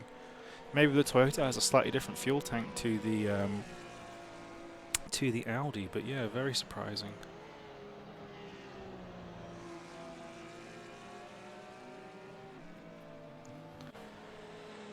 Yeah, Toaster. The race is, I think it's like a 24-hour cycle or something. I believe it will be day night or something like that. it's quite a fast transition, and Sleepy is no, Pratik is in the pit, so Pratik will be two-stopping in this race. I was going to say, if Pratik could stretch his car out to do a one-stop, he might be in on this on strategy, because he's managed to kind of hold on pretty well on the two-stop. But yeah, if he's two-stopping, that will drop him down, and all the LP2s are coming in now, so it appears that Josh and Sleepy seem to be the only guys that have gone for a three-stop, while everyone else seems to have gone for it too. Maybe I know Josh was commenting earlier how good he felt on the soft tires in the P1, so maybe he's thinks there's some extra time in taking the softs and lower fuel and stopping more often. As Danny Rick gets past Ruben, two Aston Martins with two very cool liveries. I love the pink Space Raiders livery on Ruben's car. I'm not sure who made this, but it's a very, very cool livery, of course. Big fan for Space Raiders. I have to say, a car being driven by a Portuguese guy and a Lithuanian guy, I don't know how they would know what Space Raiders are. They're a very regional UK crisp snack, but either way, glad to see him represent.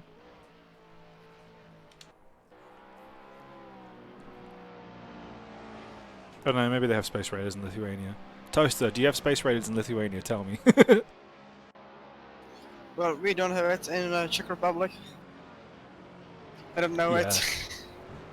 They're a UK thing, I think. They're good. They're good Yeah. crisps. I like them.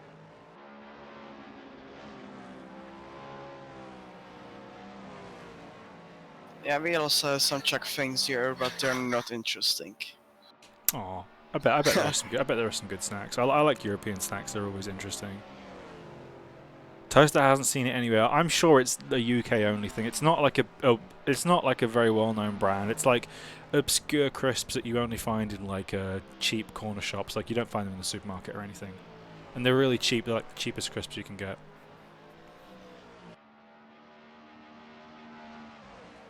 All the pit does appear to be quite quiet though. Everyone's kind of slowly making their pit stops. The pack's spreading out. There aren't too many cars close together. Space Raiders are a kind of a cheap budget brand of UK crisps that you only find in kind of corner stores and like cheap newsagents and off licenses. They are very cheap. They were 10p a bag when I was a kid. They're now 30p. And they come in some kind of cool flavors. This is the barbecue rib one, the pink one. The pickled onion one is the most famous one. They also have the barbecue beef one, I think, which is the red pack. But they're kind of like puffed, like maize. They're either potato or maize puffed snacks. They're kind of like something like onion rings crossed with Pringles. They're good. They're like fun, dirty corner shop crisps. I like them a lot. But yeah, I imagine it's going to be a little bit difficult getting close as the race gets on, because unless things like tire drag are coming into play or damage, because Road America, it's a lot of long straights. All the corners are quite long or quite slow, so it's quite difficult to get close to cars. You're going to be dealing with aero wash and stuff like that. Hi, Wanzel West. We're talking about the popular UK snack food Space Raiders, which is sponsoring Ruben's car here.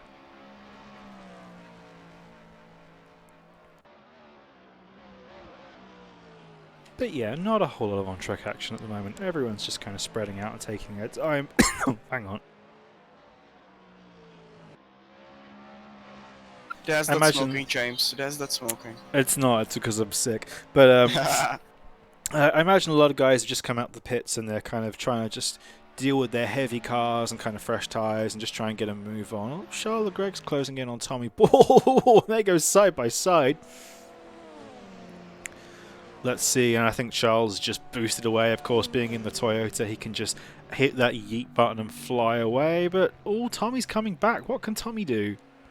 Oh, that's a brave move. And Charles just outbrakes himself and runs wide, but comes back on, and they're still side by side.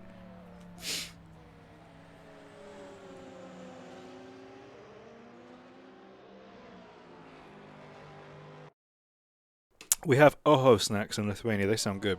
I like the worst snacks you can get. Those are my favourites. Tommy and Charles really are going at it, and they touch again. Woo-hoo-hoo. Oh, but Charles gets the move done, but then just sticks it in the gravel. That's a real shame. Tommy's back through. I'm sure these guys are going to be going at it for a while. We do have some nice kind of ding-dong battles in LMP1. When you have all that boost at your fingertips, it is a nice opportunity. I believe Zeif might have gone off there and lost some time. That's a shame. Alexander's got past him and already put a second or two on him. Zeif's really having rotten luck there. I feel so bad for the guy. It looks like Crab has pitted, is now behind Renrupt. So if this is interesting, if Crab is 2 stopping, I know Matthew is 1 stopping. Oh, and there's a P1 off. There's P1 off. I'm not sure who that is. That might be that Charles Leclerc is off. Can he rejoin the track safely? Oh no, and he runs. I believe that's either Alan or Drio off the road. Ooh, that's going to be a problem for Charles there. That was not a smart rejoin. He was lucky to avoid a bigger problem because of that. That was Alan. Oh, I bet Alan's going to be fuming now. And Charles is going absolutely ballistic trying to pass back on the grass. That is not safe driving from Charles. You got to cool it down, dude. Take it easy. Woof. That was a very, very hairy minute of driving from Charles Leclerc there. But Alan is not happy sitting in that Porsche. Well, he will tell us after the race. I'm sure he will. I'm still interested to see what Alan's pit stop strategy is going to be as we see the GTE diving into the pits. And Matthew Turner is in the pits as well. That's very interesting. It looks like he's not going to be 1 stopping then. That's almost certainly going to be a 2 stop, I would have to say. And he comes out behind Crab. That's a shame. And he's got Alan right on his tail as well, but he just takes the corner.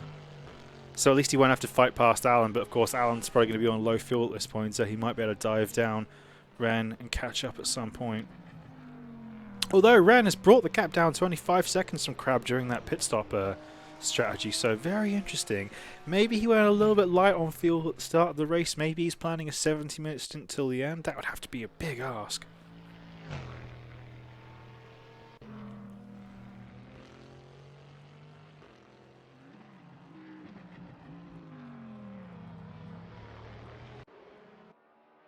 Oh, and Ruben with a really bad rejoin there as well. And he's flashing his lights. He's not happy about something. I think maybe him and Charles had some problems there. But oh, that was a sketchy rejoin. Again, Ruben has been driving well, but he's been finding himself in the gravel a little bit too often. So hopefully he can just calm down and get smooth and get back in the groove.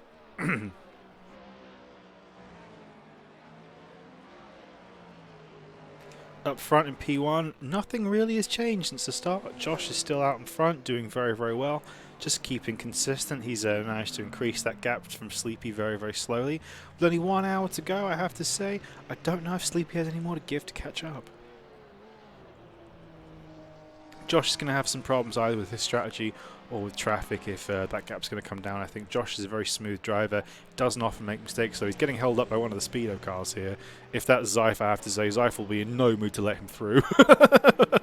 Of course, Zeif has been one of the most vocal proponents about some aggressive LMP1 driving, so he's going to say, nope, you're going to pass me when it's safe for you to do so. I'm not moving off my line for you, Mr. P1.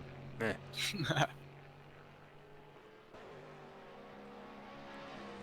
Yeah, it's a bit quiet now. Yeah, not quite as many passing opportunities as Silverstone and Fuji at Road America, and also just because the nature of this track, it's a lot of straights and a lot of the corners you're fighting aero, push and wash from, so everyone's just kind of taking their time. We'll definitely see some more action as the race progresses, but it's probably going to just be a little bit quiet now for this next stint. So, James, are you racing in tomorrow's church weekly event?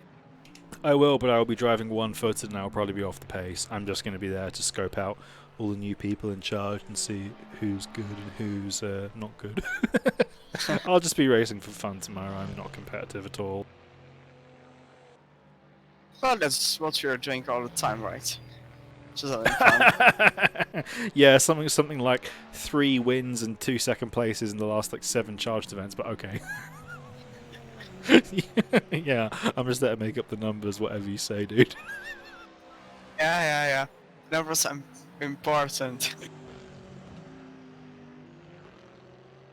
Yeah, I have to say I'm not taking charged events too serious now. It's just about to be there for those good race, have some fun, focusing on F1. Absolutely, yeah. And that's just your excuse because I beat you.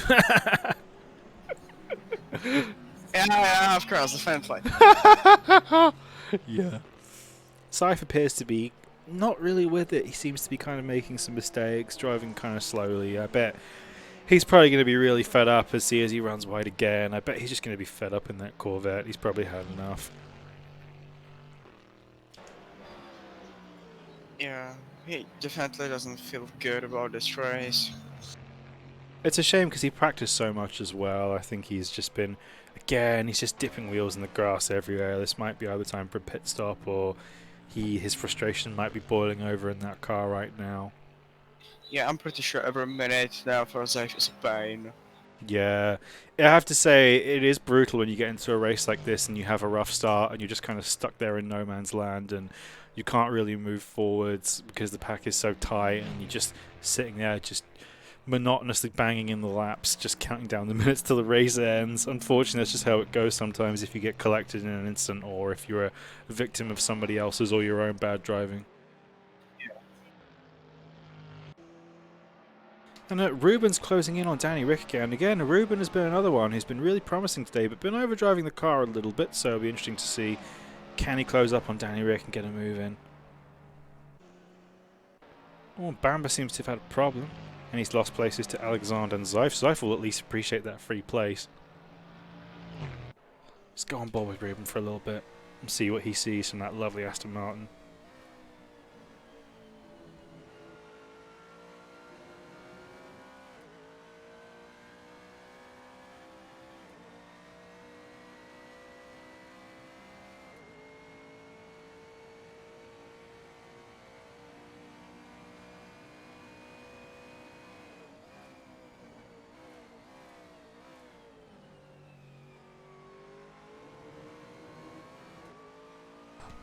And it looks like Vinny's maybe had a problem or retired. I'm not sure if he's just pitting or he has disconnected. I think that might be it for Vinny. He might have had to retire, unfortunately. That's a shame. We see a few cars in the pits right now. We have, of course, Bright's car is parked. We see John Ramaker's is currently in the pits again. We see my car, of course, back there, my broadcast car. Oh, and Simo, Dolby, and Pratik are battling. Let's go and have a look at this. Simo has been absolutely hitting that yeet button on the Toyota, and we have John coming out the pits as well. It's going to be 3 LMP1s on track at once, and John tries to get out the way. Just manages to let these guys come through cleanly.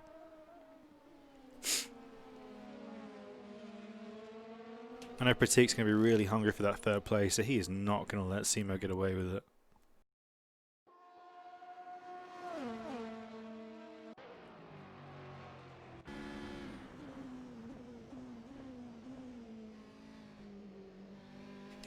You have to think about it in LMP1 too. How do you want to get the pass done? Do you want to try and outrace somebody, or do you want to pick an opportunity and just use all your boost and get past them?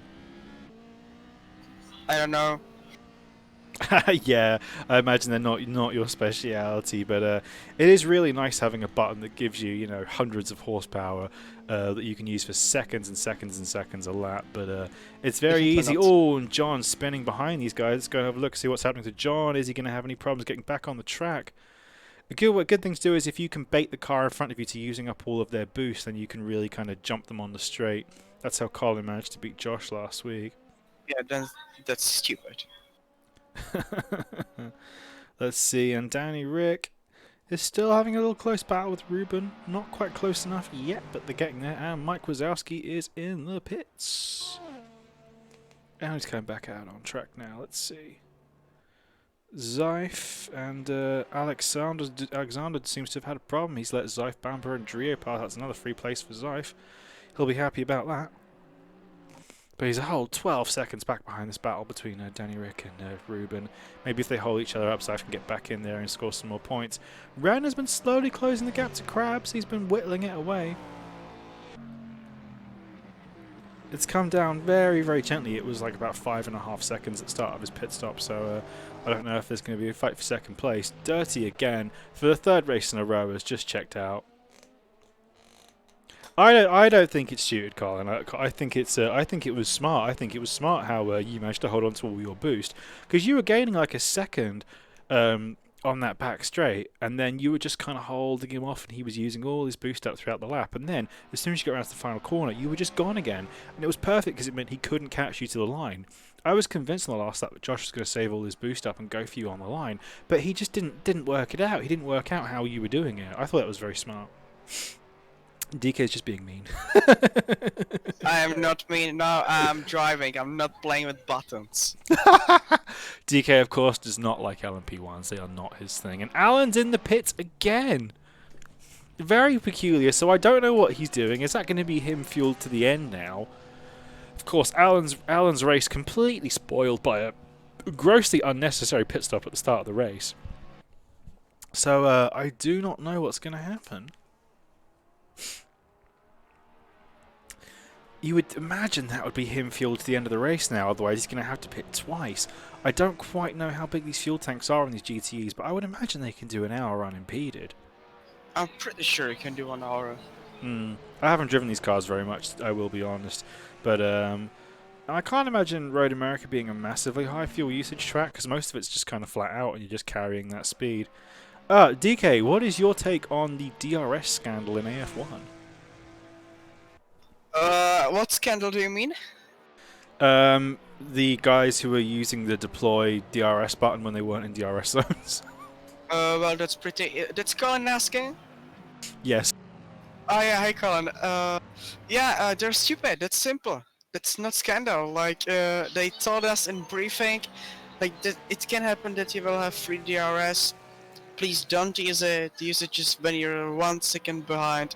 And there were guys on column using it 42 times legally. Like, okay, I mean, if you are behind the car and you cannot see the gap properly, so you say, okay, I mean, I can use it, and it was just 1 off. But okay, I can take it by this. But when you're clearly not behind any car and you will use it, that's not okay. Like, I was passing Callum, I was lapping him. I had a DRS behind him, and he had DRS as well, but illegally. So it was pretty hard to for me to pass him on the straight. He was waiting on the straight. I didn't know where to go. It was really scary. I was like, why the fuck is using the DRS? That's not smart. Yeah. I have to say, I did see the steward's notes, and I did see. I won't name and shame them, but I did see a driver using DRS 40-something times when they weren't supposed to. So, yeah, I trust the stewards made the right call on that. And Alan seems to have got past it. Oh, and Ruben is off. That's a real shame. And he's let Danny Rick and Zyph through as well. And it looks like Ruben's coming into the pits again. That's such a shame. I don't know what's been happening. Ruben's had some really good pace, but he's just been making too many mistakes. Yeah, pitting again is going to hurt him. Maybe he's picked up some damage. I'm not sure. He doesn't. I think he stopped at least. He's already stopped at least once today, so it's going to hurt him. Maybe he's just on the wrong strategy. Maybe he's taken some softer tires and lighter fuel, which has given him good pace, but it doesn't seem to be working for him. Yeah. Interestingly, Tellus in last place is a significant way down. I don't really know what he's been doing as he's driving off the road. Maybe he's not practiced, but I suppose that's probably the best place for him. As I can see his car lagging all over the screen. See, this is what I complained about when I complained about certain drivers. Like, I don't really care if you're a good driver. If you're lagging all over the screen, it's a hazard. Like, some drivers have high pings and we accommodate it. That's normal. But when your car is in 6 places at once, that's not okay in my opinion. So maybe the stewards might have a look at Tellus after the race. Maybe I'm being unfair. Maybe the incidents weren't his fault. I'm only going by what I've seen in previous races and what I thought I saw today at least. We'll see. But at least he's in last place, so he doesn't appear to be causing anybody else any problems right now. Yeah. Yeah, Colin, I hope you agree with my take on DRS scandal. Yeah. I hope we'll have another good battle tomorrow. And Pratik is weaving his way through the GTE, still trying to keep on back of Simo. Simo is doing very well today, running in 3rd place in the LMP1s. That's one of the strongest performances I've seen him do. So Simo is currently going to be my driver of the day based on this performance, I think. He's doing very well. You did record Tellus hitting Zyph if I need that. Very, very interesting. I mean, I will see it after the race, but if Tellus has been really bad today again, then I think he might be in some hot water. That's all I'm going to say. Yeah, I think it would not be a good idea for him to cause further incidents. just give him lifetime ban and we're done. Well, that's not up for me to. It's not up for me to decide. That's why we have Of stewards and course. why we have admins. But I have expressed my concerns at certain drivers' driving styles, and I felt that some of the punishments these guys got, including race bans, was a bit lenient, and I have been behind the scenes trying to put some pressure on certain drivers being kind of not rushed back into leagues, but I guess what can you do when you have rules and you have a system? You have to try and let it work itself out. But yeah, if there are repeat problems, then the people in charge might have to do something about that.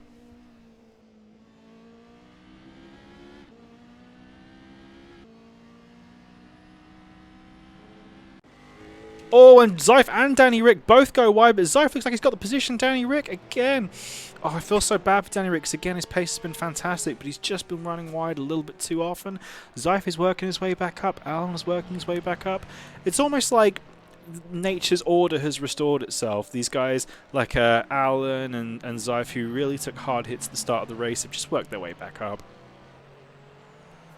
I think Zyph should be okay holding off Danny Rick now. He's definitely coming back strong, but a long way behind. If you look at the gaps, like he's got 17 seconds from Alan to Callum, and then 20 seconds from Callum to Ran, and Pratik is past. Oh no! And there's a huge crash there. It looks like Simo has collected a GTE. That's a real shame for whoever that is. Oh no, that's Callum done, and they've collected each other there. I don't know what happened. That will definitely be one for the post-race stewards, but Simo was running really well in third. That is a great shame. Hopefully that wasn't anything hairy, but that puts Pratik very strongly up into third place. Pratik runs very well in these LMP1, so I believe he's now lapping Charlotte Gregg by the looks of it. Sleepy's been doing okay with this gap to Josh Brooks. It's coming down. Those two are going to be due to pit probably in the next 15 minutes onto the final stretch. Maybe Sleepy's just trying to keep logging in his laps before he kind of unleashes his pace to Josh. Maybe Josh is just managing the pace. Maybe he can pull away. Oh, but Sleepy's in the pits. Sleepy's in the pits as I say that. That is very interesting.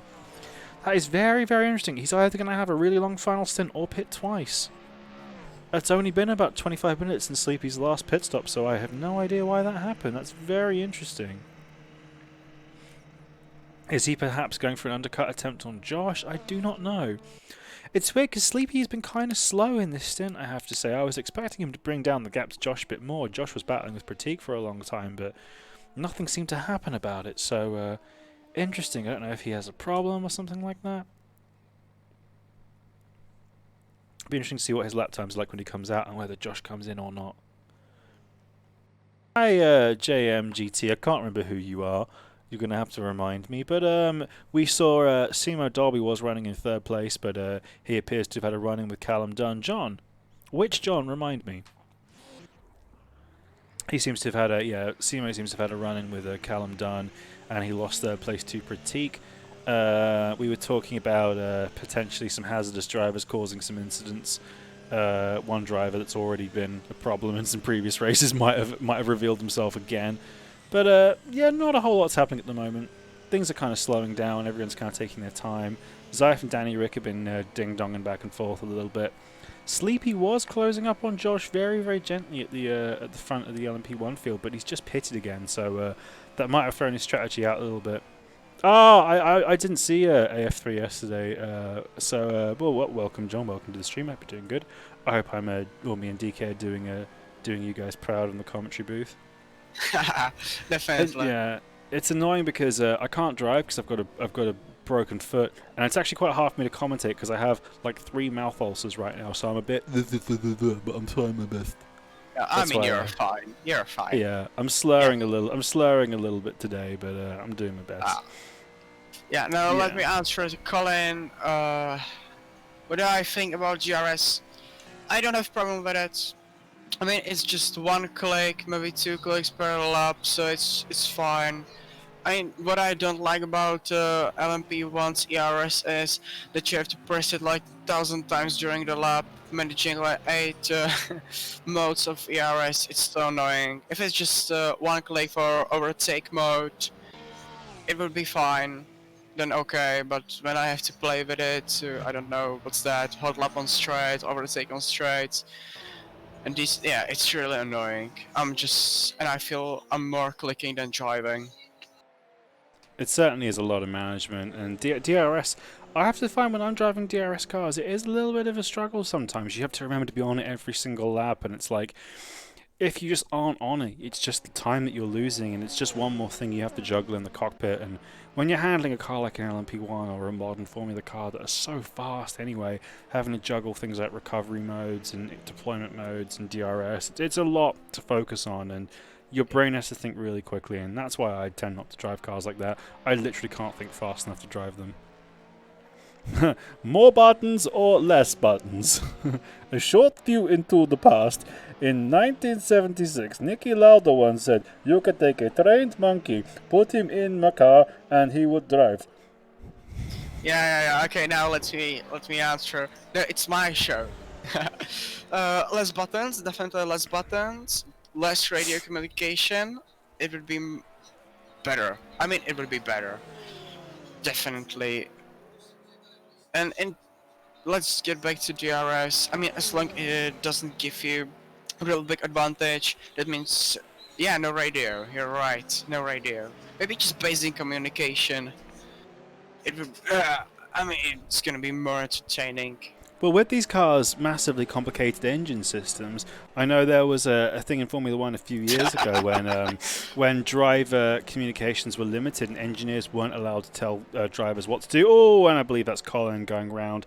Drivers weren't allowed to tell engineers weren't allowed to tell drivers things like engine modes. We had situations like Azerbaijan 2016 where drivers are driving around and something's wrong with their ERS and they can't fix it, and they're asking the engineer, "What do I do?" And the engineer's saying to them, "I can't tell you."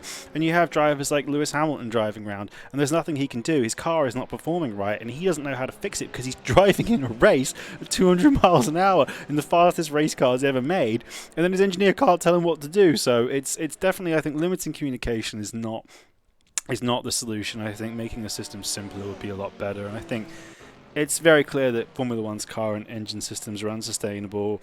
LMP1's engine systems are unsustainable, and that's why these amazing hybrids, which I think are incredible race cars, have died out, because they are just not sustainable forms of racing. And Tommy Paul and Mike Wazowski are really going at it here. But yeah, maybe as we go through the first era of hybrid or electric or kind of more digital cars in this era, I think we will eventually get a more compromised kind of formula where cars are allowed to have things like energy recovery, but they are more entertainment friendly and more driver friendly, and there's more of a focus put on raw skill and driver pace rather than, oh, and Mike goes round and Tommy takes the place. I'm sure he's going to be breathing a sigh of relief as he gets through there. Sleepy is not that far behind Josh. Josh appears to have still not pitted, so Josh is committed to the 2-stop. Sleepy's had a pretty good pit stop by the looks of it, so yeah, I agree with you, John. I think that's going to be the future of the formula, allowing things that actually make more of an appeal and more of a difference to the viewer, and especially, like, for example, Bright is telling me that Mike Wazowski is a bad driver. I'll have to take your word on that. I've not seen him do anything particularly bad, but we'll have to see maybe in the post-race result. I know, again, it does appear these reserves, I've been banging on about it since the start of the season, there has to be some standard with the reserves. You cannot just jump into one of these, especially in LMP1. You cannot jump into an LMP1 and expect to be, competitive in it and clean with it. These cars take a massive amount of practice, and oh, you're his friend, he's joking. Oh, I haven't seen him do anything bad, so... Yeah, I agree. You cannot just jump into LMP1 car. You because really cannot. As far as I'm concerned, LMP1s are not a reserve car. But whatever. Yeah, you need to have been that ERS managing, so you really cannot jump and just there. the fact they have so much power, they have no anti-lock brakes. It's an awful lot of stuff to manage. I definitely think that you've got to be really committed to take part in leagues, and I think it does do a bit of a disservice to the regulars and people that practice really hard when some reserves turn up and are dangerous on track. Yeah, I agree. If free cars are tricky to drive, just stay out of curbs, especially Mm, on the Nürburgring. yeah. Yeah, that is interesting that the hypercar rule does allow a bit more freedom, and as we've seen, like, you know, OEMs are not coming to LMP1 and are not coming to Formula One, and they're leaving in droves. You know, Honda are now leaving Formula One. Toyota are the only factory team left in WEC, and they have been for a couple of years now. They're like, I get it's all about moving technology forward and working on these engines, but I definitely think there's a simpler way of doing it. Like, for example, if there was like a simpler engine Formula and Formula One, for example, something like a V6 turbo engine that had like a KERS system that was kind of fair game, or even a spec KERS system, I think that would work so much better for the competition. But I get why the sport has to move away from internal combustion engines. Yeah, definitely we need. We don't need that hard system. It's really complicated system. I don't think it's necessary. I mean, at Nürburgring, my heart was bleeding when I heard Lando's radios, how he's struggling. I was really dying. I Yeah. was dying. You can, John, but it is the early days of electric and hybrid motorsport cars, so it definitely will change. And of course, the future of race cars will be electric, and I'm fine with that personally. I think it's going to be cool. I don't really mind whether a car's powered by electricity or dead dinosaurs. I just want the racing to be good, you know. Yeah. I don't need hybrids. I just need my V12. It's not going to What happen the ever hell? again. Who said Formula East? No, you're banned, man. You're totally banned. No, DK. go away. I'm leaving. Sleepy is closing in on Josh. Maybe Josh is starting to really struggle on his tyres. I don't know what Sleepy's doing if he's going for the long cut here, but he might be within sniping range if Josh comes in.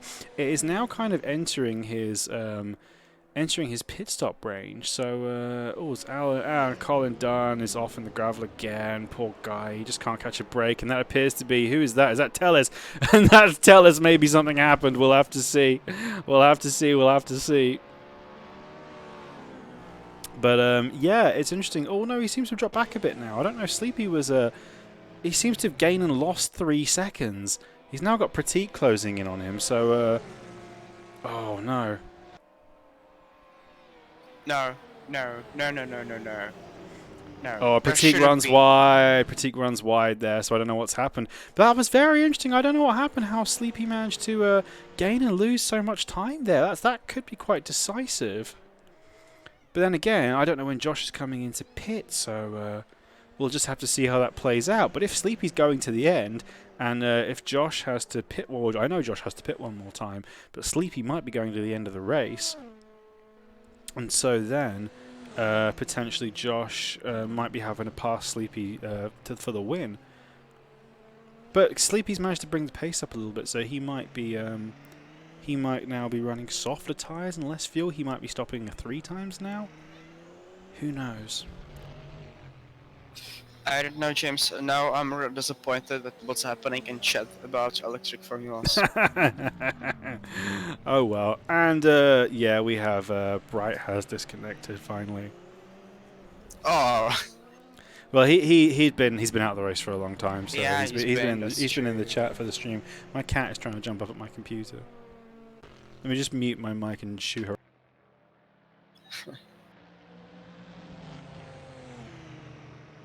And the cat has now left.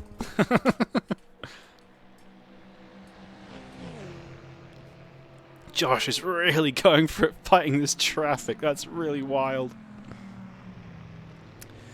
And Ren is still kind of close to Crab, sitting in 3rd place of the GTE class. He hasn't managed to bring that gap down any further. I'm not sure if Crab is pitting again, but it'll be interesting to see if those guys can get a little bit closer.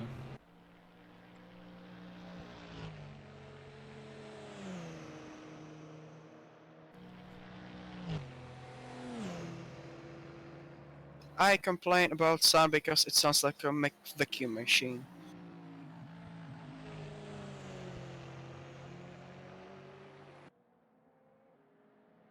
I really don't mind. I'm really not that Yes, Colin, bothered I by agree. cars' engine sound. It I really agree doesn't with you. concern me, to be honest. Like, I don't mind. Like, I remember in 2014 when F1 went to the V6 hybrids. I remember everyone being so mad about it, but I didn't think the V8 sounded good, especially not by the end. They sounded like little hair dryers. They sounded like mopeds. I'm really not that fussed. I mean, like, of course, I love the sound of the V10s. I love the sound of something like a 787B or a roaring 962, or I love the sound of this Corvette GTE, but it's not that big of a deal to me.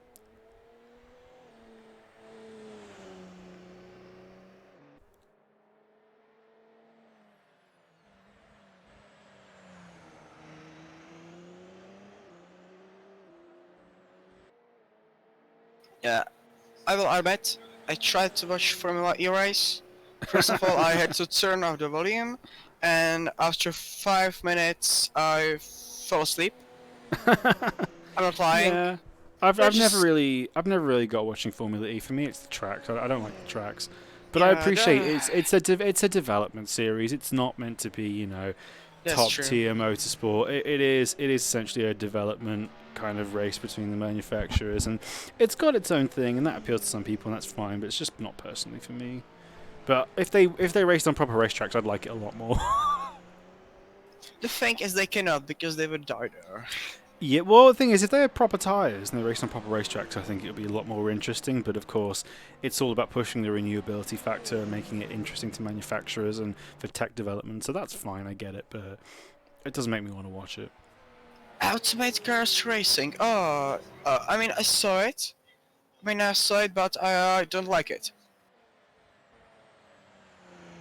And of course, in the racing, there's the car, there's the development, but the final result is managed by a driver, and there's no driver. There's no point of watching that race, in my opinion. Which AF1 instead of FE? Yeah, I totally agree.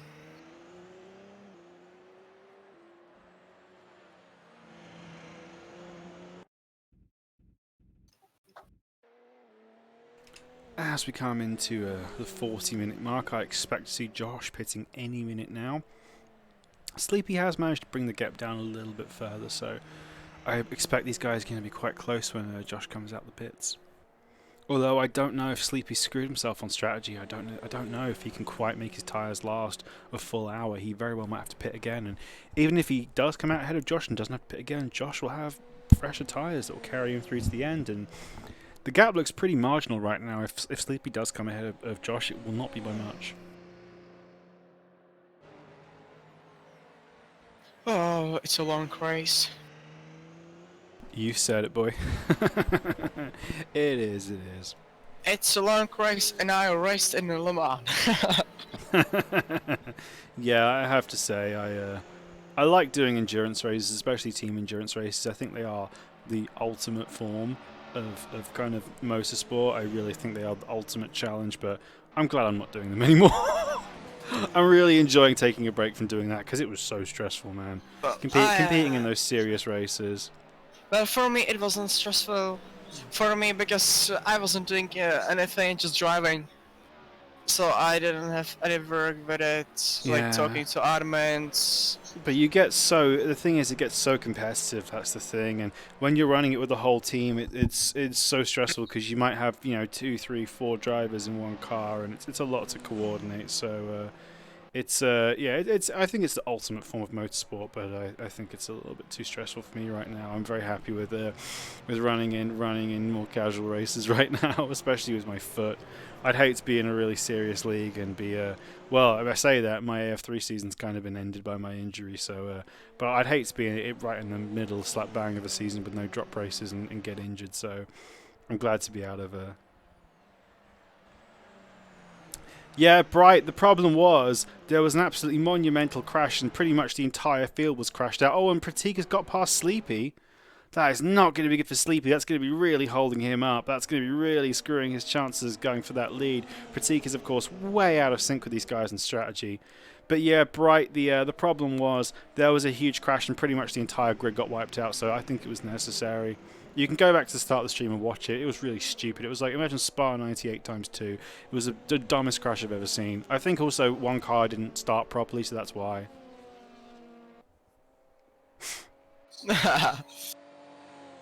Okay, yeah, then that's a real shame it restarted for you.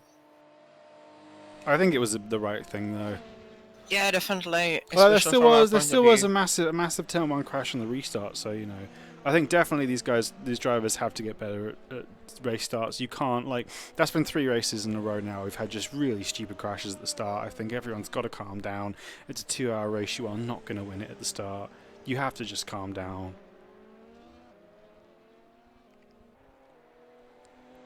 Despite getting held up by Pratik, Sleepy's still 22 seconds behind Josh. Josh hasn't pitted yet. I imagine he's probably going as long as he can and hoping that Sleepy and Pratik hold each other up and so Josh can pit later, get fresher tyres and lighter fuel towards the end. But, just if Pratik uses that Toyota boost to sloop up to Sleepy, it's really going to hurt him. So I hope for Sleepy's sake he can just break free.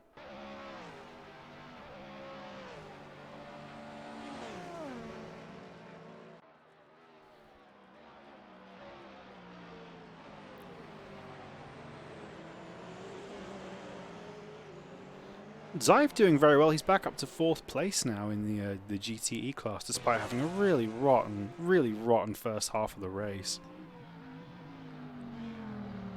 Alan is sitting in there in 5th. I think Alan might have to pit again. He's already made 2 pit stops in this race. Of course, one being very early. He's probably running light on fuel. If Alan were to pit, it's going to really hurt him. He'll probably come out about 17th, I reckon, if he has to pit again. We'll see. I hope he doesn't have to pit again. Yeah. I want to know, can Ren close in the gap to Crab? Because he's got the gap down to just 4 seconds now. He's been slowly just chipping away at it throughout the race. I don't know if he has quite enough pace to get in there. I think Ren's going to be good to the end of the race now. He pitted at about the 50-minute mark, so he's probably on a long stint.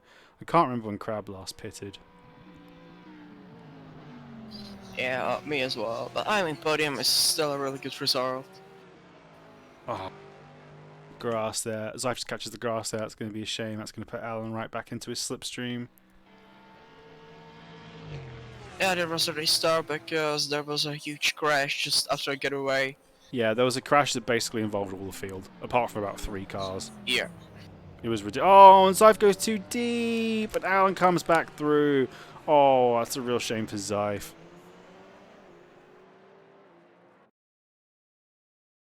Oh, and now Alan runs wide as well. It's starting to get dark. These guys have been driving for an hour and a half. Their wrists are going to hurt. Their kind of, reflexes are going to be slowing down a little bit. It's starting to get dark. It's going to be hard to see your braking points. The tyres are probably going to be old. The car's still got plenty of fuel in it. So, interesting ding-dong between those two. And I believe that's Josh just trying to work his way through these guys. Seymour Dolby's back in the pits again. And it is Josh working his way through. He really needs to be careful not to bleed any time to lap traffic because he's got to try and maintain that gap to Sleepy. If and when these guys pit again, it's all going to happen. Still surprised that Josh is still out on track. He's been in his pit window for a while now. Maybe he went for a longer second stint. We will find out. Maybe he's just trying to put a couple more seconds on. Oh no, and Sleepy's fallen behind Pratik again. That's very interesting. Unfortunately, Sleepy's inability to get out of this fight for third with Pratik is really holding him up because Pratik is on a different pit stop strategy and is over a minute behind when he makes his pit stop. So it'll be very interesting to see. Pratik's really been going long today. Oh, this is all just costing him time. As you see, the gap is just going up and up and up now. It was 21 seconds, and it was 23 seconds. Now it's 25 seconds, and Driller goes in the pits, and Pratik is in the pits. See, all that for nothing. God, I'd be furious if I was Sleepy. I've been held up for all this time by Pratik, and they're not on the same strategy. It seems kind of pointless to me. You're running separate races, and you're just holding each other up. If I were Pratik, I would just let Sleepy through. It's not going to make any difference. If I'm Pratik, I'm not. I know, that's true. Maybe he's just out trying to have a good fun battle with some drivers, but I would have to say, using your, like getting close to a car and boosting past them on the straight and then battling with them, it just costs you time. Like, as you can see, all the time they're doing that, Josh just pulls away. It would be way smarter just to conserve your boost and just hang behind, especially if you're only a lap or two from pitting. There's really no point. Like, I never get why drivers try and pass cars when they're coming into the pits. I'm pretty sure they're not racing for position. Sleepy's been faster on track. I think they're only close to each other because of pit strategy. Lando's streaming. What's Lando streaming? Bye, Toaster. Have a good one, dude. I'll talk to you soon. See you tomorrow.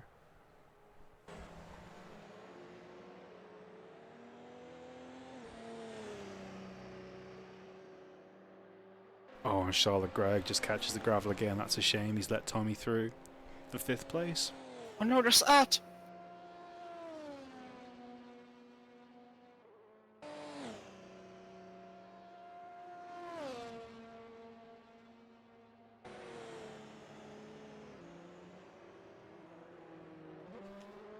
Oh, and Pratik is now well behind. He's over a minute behind Sleepy now. But, just been caught out.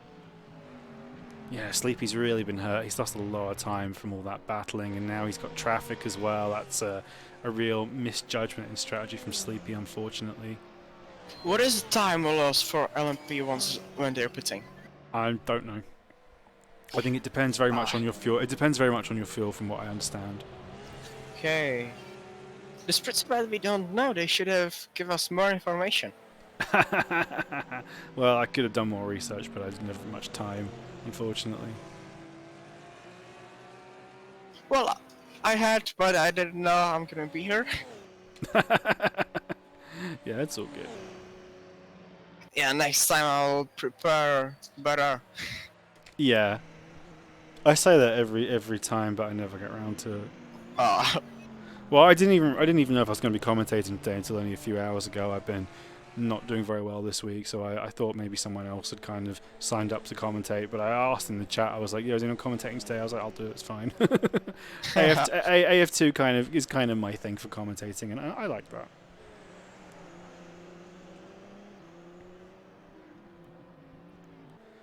See, poor old Tellus is still considerably in last place. Maybe he's just been carrying damage around the whole race. I don't know. Yeah.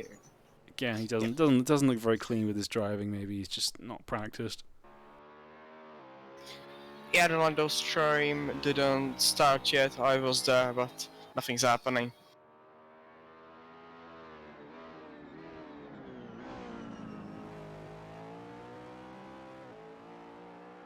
Why are we on Tellus? I ran 3 tenths behind Crab. Oh, let's go. Oh, how has that happened? Yeah, that gap has been really steady. Come on, Matthew, go on round. And look at this. There's P1s everywhere. They're going to be 3 wide coming into the corner. Wow, this is really bold from Ren. And there's John Randall. I think he's just being sensible and holding off until the corner. He doesn't want to disturb these guys battling. That's some smart driving from John.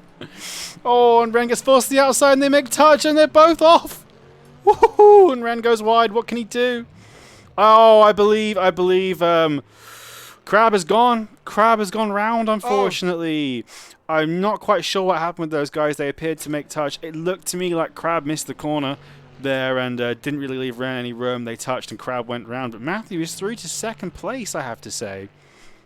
He's been driving really, really well. He's so consistent in leagues like this. So Matthew really gets in his groove. He's such a quick driver, and he told me not to talk him up too much, but he really is. When he practices and he takes stuff seriously, he's a very good driver. When he doesn't practice, doesn't take things seriously, he's actually quite shit. But but when he really wants to be, he's an exceptionally quick driver. Like, he's much quicker than me. He's one of the quickest drivers I know when he really wants to be. Like, in all seriousness, fence, I can't even touch him. You know, he's very, very quick, and he's excellent wheel to wheel. He's really, really good at overtaking and defending. And when you get him comfortable with a setup and comfortable in a car, he's so consistent. He just bangs in those laps every single lap. Oh, well, it looks like Crab tried to kill Ren, and Mr. Krabs crabbed himself. I haven't even used these shit. I completely forgot I did this.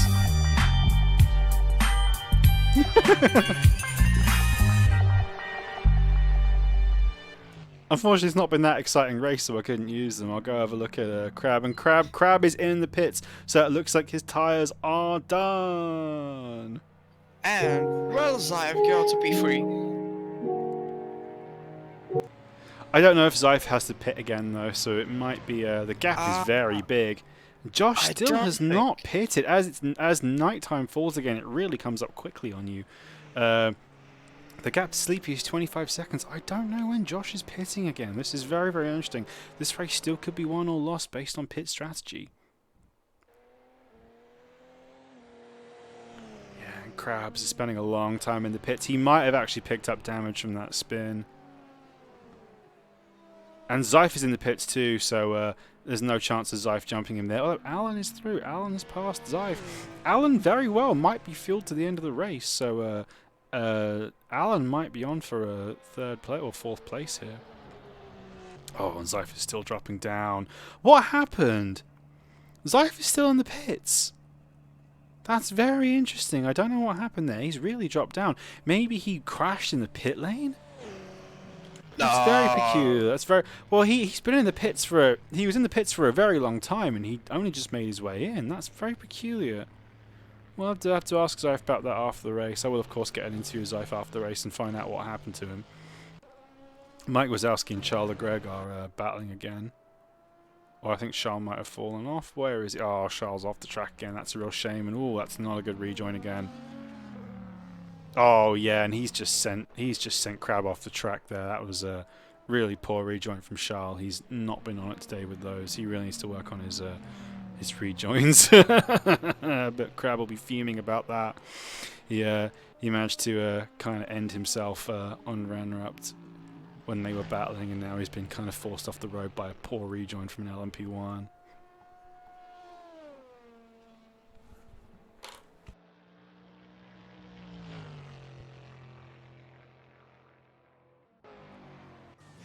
I don't know how he's doing it, but Josh is still on track. He's been almost an hour he's been out on track, so I really don't know how much fuel he's got left in that Audi of his, but he's really making it work. Well, I'm pretty sure he has to pay, but... Oh, he definitely has to pit, but I don't know why he's leaving it so late. Exactly. It surely would be, I think maybe he might be pushing for a run on softs, because I know he pitted at the half-hour mark, if I am correct.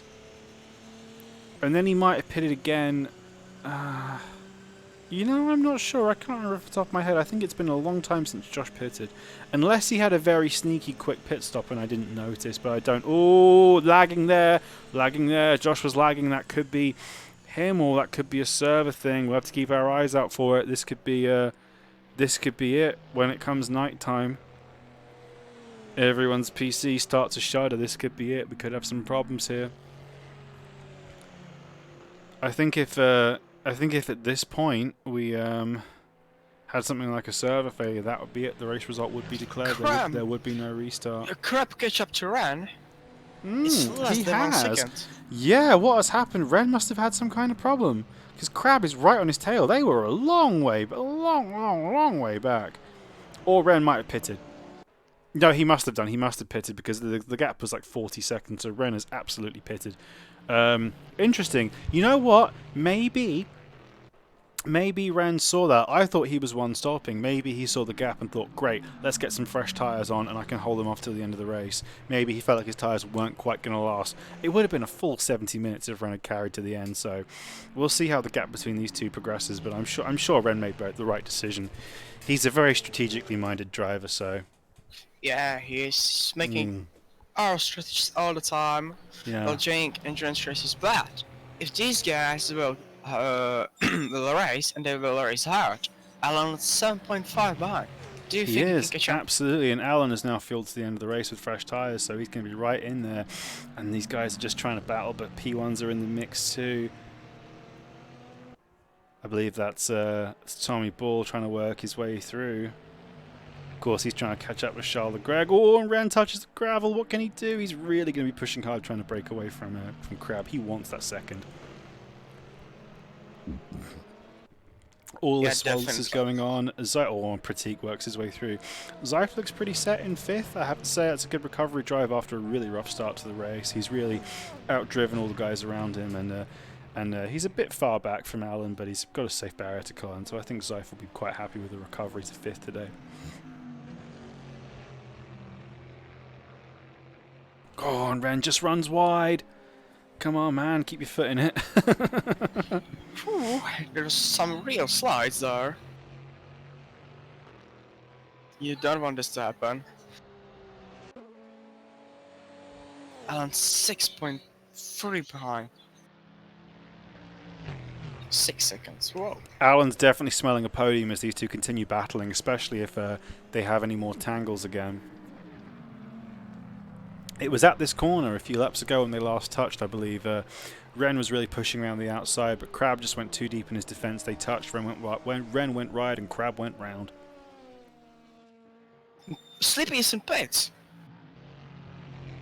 He has pitted, so it looks like Sleepy's gambled on his strategy and got it wrong. That's a shame. It looks like he might be fighting Pratik for position now, I have to say. I think he's done very well. He's the 3-stopping while Josh has managed to pull off the 2-stop. That's some very, very smart driving from Josh.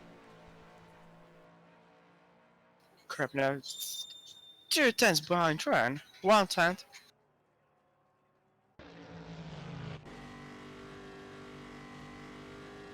Perfection. Oh, it's got to be so hard driving in this real dark. It's so dark out there, it really is. So yeah, a pit stop in the LMPs takes almost a minute. That's a very, very long stop, as Sleepy was almost a minute behind Josh, and he's now so he was 28 seconds I think behind Josh. It's about a 50-second pit stop in the LMPs. So Sleepy could have won this race if he'd worked out his strategy and managed to take one less pit stop than Josh, but he hasn't quite done it. But that now does put him and Pratik in a fight to the end. Of course, there is a 15-second gap between Sleepy and Pratik, but anything could happen if Pratik can really get a move on. He could go and fight for that 2nd place. And Simo Dolby's looking alright in 4th place as well. I think actually that's been the source of Pratik's trouble, getting held up by Simo battling for position. Yeah, Alan is in the pits. Alan's in the pits again. That is very, very interesting. That's going to gift Zyfe back that 12th place. Oh god, his Crab is just getting eaten alive by these P1s. That's really going to hurt him in his battle for 2nd place with Ren. But yeah, I need to talk to Alan after the race about his strategy, because he seems to have really not been on up to date with his strategy calls. I believe that's his 3rd pit stop. And I'm sure Zyfe would be very happy getting that 4th place back.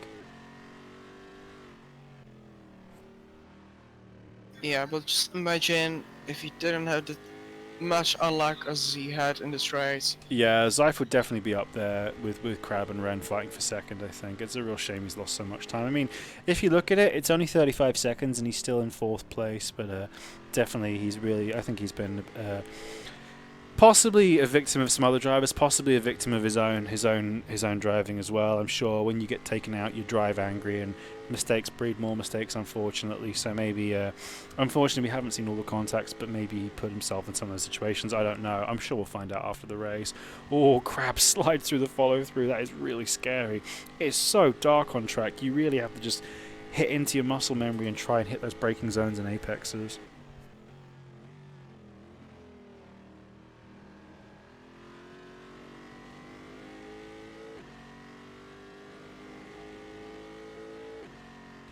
Of course, Crab now has... Oh, Ren's off the track again. Come on, Matthew. I was going to say, Crab now has a lapped GTE in between them, so that's going to hold him up. Crab's really fighting to keep the car on the track at the moment. He's sliding about all over the place. He's got to try and keep his foot down if he wants to try and keep up with Ren. But Ren's got to avoid making any more mistakes because they are so costly. And Josh is in the pits.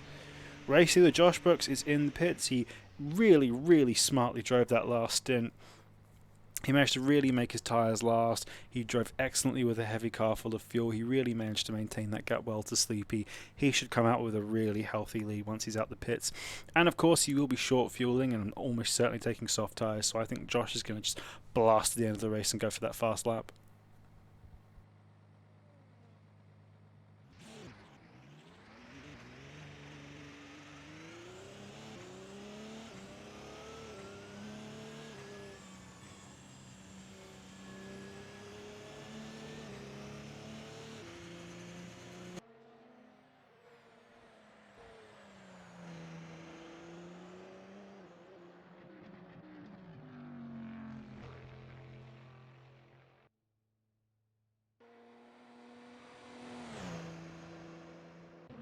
I will say I did warn the drivers before the race that I've had a bad week, and that if they do any stupid driving, I will be roasting them. But it's been, apart from the ridiculous lap 1 incident, I think it's been actually a pretty okay race. There haven't been too many incidents.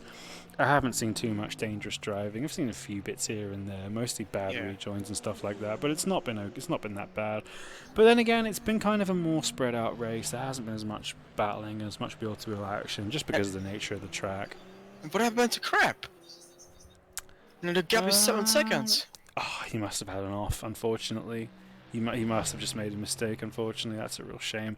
Well, we've been on board with him, and Crab does seem to be fighting the car. Maybe he's just done a number on his tyres, or he's got some damage he couldn't repair.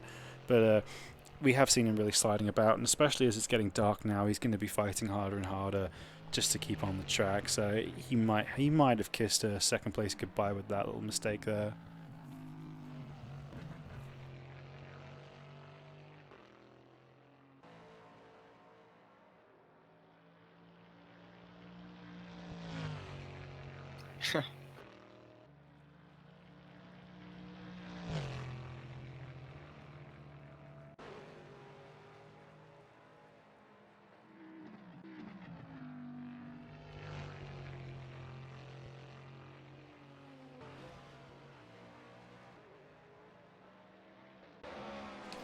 And Tommy and Charles have changed places again. Charles gone off again. Yeah, he's really been struggling to keep his car on the road today. I think Charles definitely got to commit to doing a bit more practice in the future.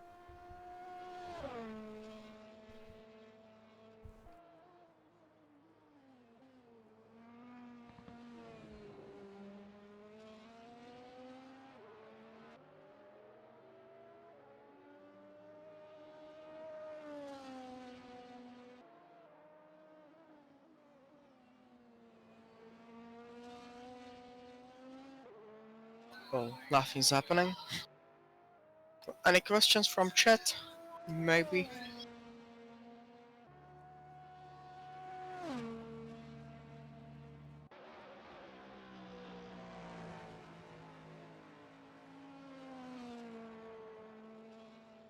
Ah, Colin, definitely not. I want it. I want it.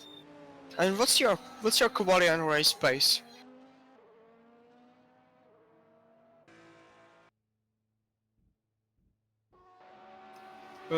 Race pace, quality and race pace.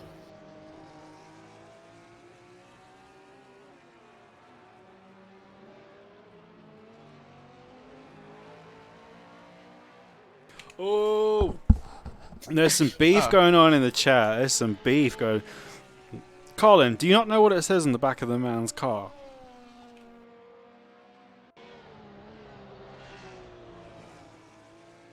Well, okay. What's your best lap, quality lap you done?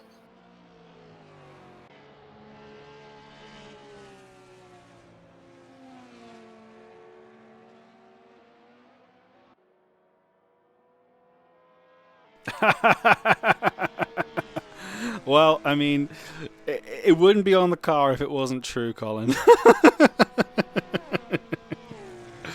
Well, I have to say that Colin, after the race, admitted that it is true. Colin, you have to remember. Of course it's true. He's not taking it really well, I mean. Yeah, I and Nürburgring we were really close. Hmm. Yeah, I know you're joking.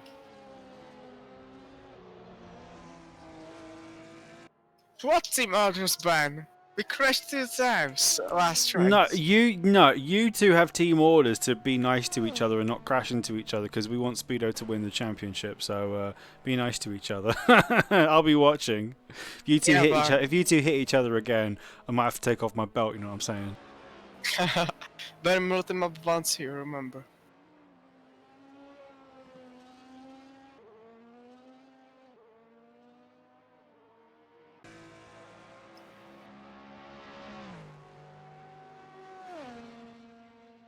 I mean, last turn, man. Last turn. When we had contact with Lowy.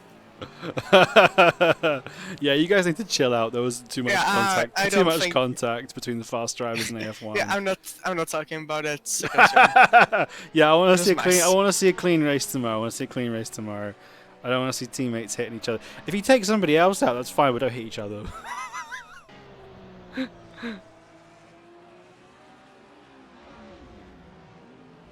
Oh, and Charles just goes wide again. He does seem to be struggling to be consistent with keeping his car on the road today. It's a shame. But it looks like Dirty has pretty good pace on Red Bull Ring. Mm. I hope it's not gonna be better than our. Mike Wazowski is now capitalizing on Charles' mistakes. He's seeing if he can just sneak a 6th place. Oh, and he's got the move done. I think Charles was a bit cautious there. Maybe he knows Mike's coming through, no point trying to battle him. Maybe if Michael finds some trouble later on in the race, Charles can get that place back.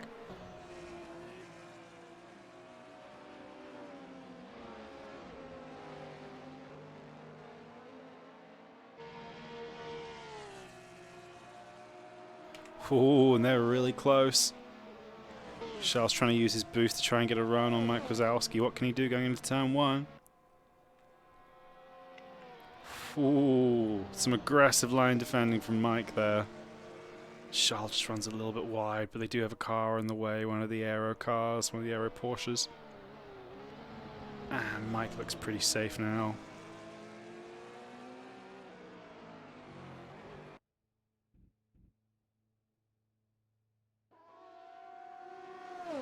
They're side by side again. Of course, both Toyotas, they have a ridiculous amount of boost. So these two are just going to be boosty boying. Oh, Mike Wazowski goes off. That's going to get a dead from me.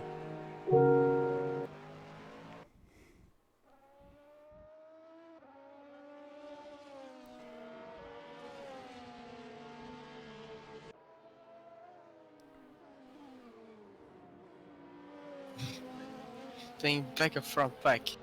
Well, I'm afraid that you're gonna be just up there with me.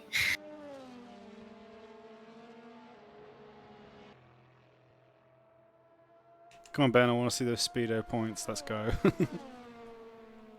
You have to be there to cover my back at least.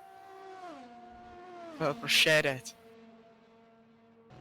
Oh yeah, Colin, it was really fun last week. I hope we can have another one tomorrow.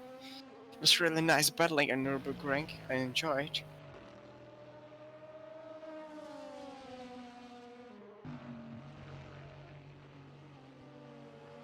Mike Wazowski and Charlotte Gregg are still really going for it. Oh, I don't know if it's lag, but Mike Wazowski seems to have been really, really loose with his car on this last lap. Maybe he's just done a number on his tyres, but he seems to be sliding out of every corner.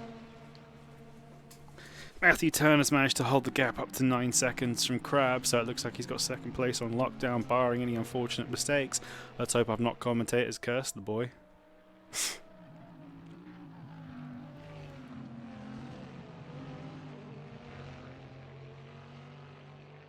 You know, it's 8.5 seconds. He made up 1.5 seconds. Yeah, he's done a good job. I'm pretty sure he's safe there, and Zypher's done a decent job. He's actually brought the gap down to Crab by quite a fair bit, and he's managed to maintain the gap to Alan. So Zypher's doing good in 4th place in the GTE class. I haven't really mentioned him. We're 3 races into this season. I've barely mentioned him, but Dirty has just checked out again. Every race he just checks out. Oh my god, that was a really wild move from Charlotte Gregg there. That was a really almost just a chop. That was a quite unnecessary defensive position there. I think Charles not had his best race today.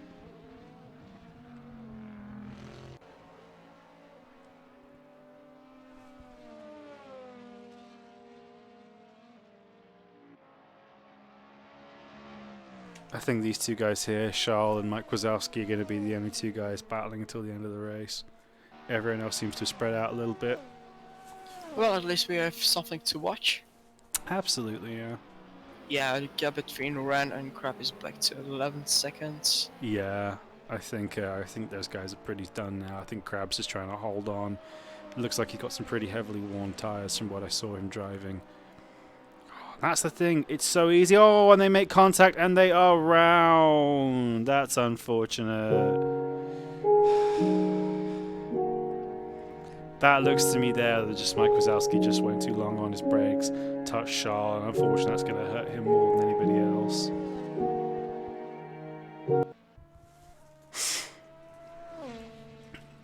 That's the thing, when you get into a battle with LMP1s, especially the Toyota, because it has an abundance of boost. Oh, Dunn! Colin Dunn's got past Alan. What happened to Alan?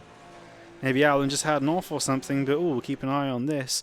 But, what was I going to say? But, if you get into a battle with these LMP1s, especially the Toyota, you just end up, like, hoarding all your boost and just stupidly boosting past each other, and it's, you end up slowing each other up, and it's so easy when, even if you're slower than the car in front of you, if you just dump all your ERS in one go, you can get past them. But then you're battling each other with the other guys trying to get past you again. It's a very easy trap to fall into where you slow each other up just by ridiculously over boosting past each other. So you have to manage it carefully, and if you need to get the move done, sure, go for it. But it's definitely a false economy thinking you can pass a car who's a very similar pace to you just by yeeting past them on the boost.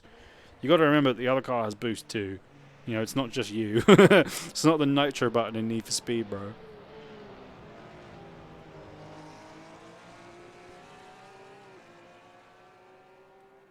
It's less than a second between these guys. Do you think that Yeah. Alan can pass comeback? I think so. I think Alan's the quicker driver. I think Alan's just been a bit unfortunate there with his strategy, and he was, I believe, quite far ahead of Colin Dunn. I think he must have had an off or a mistake. So, yeah, I prepared some more of these green screen effects, but I haven't really been able to use them because not that much has actually happened in this race. So, if I get some passes or some incidents before the end of the race, I'll try and bring them up again.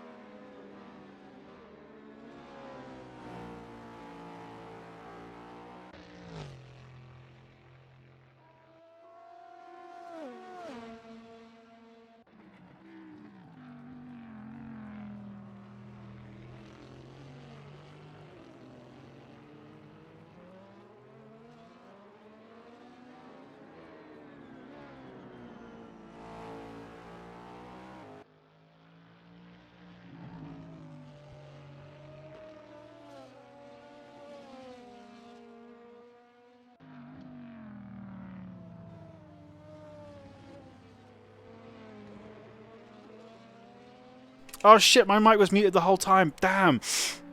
Sorry, I was saying there, what happened just there with Charles and Mike Wazowski, that was exactly what I'm talking about. It was really, really poor driving from Charles. He fell off the track, was a second and a half down, and just thought, you know what, I'm going to dump all my ERS in one go and go for a dive bomb. That was a poor move, I have to say, and he's lucky that he didn't end up making that a worse incident. Yeah, I muted my mic by accident. You have to be careful. Like when driving LMP1s, the boost is it's not an overtake button. It's so much more than that. It's about using it throughout your entire lap, and you can use it strategically like that. But trying to recover from a mistake and get a place back when you're a second and a half down is really not how you use the RS. But as I say that, Mike Wazowski is off. That's really unfortunate. I guess these two, they've been so wrapped up with battling each other. They've both been like, you know, if you're struggling to keep the car on the track, I definitely would say don't go for a move like that. And I believe, is that Josh now? And that is, and now Mike is driving like a man possessed, and he's trying to get past Josh Brooks there. Josh is leading the race, and he's like, I don't want no part of this, boy, go. That's a scary thing when you're leading the race, and a guy who's lots of places down is over boosting, trying to get back at the guy in front of him. I would definitely recommend guys driving LMP1 tone that down for the next race. You've got to be smart about how you use the boost. You cannot overtake someone from a second and a half back by just dumping everything.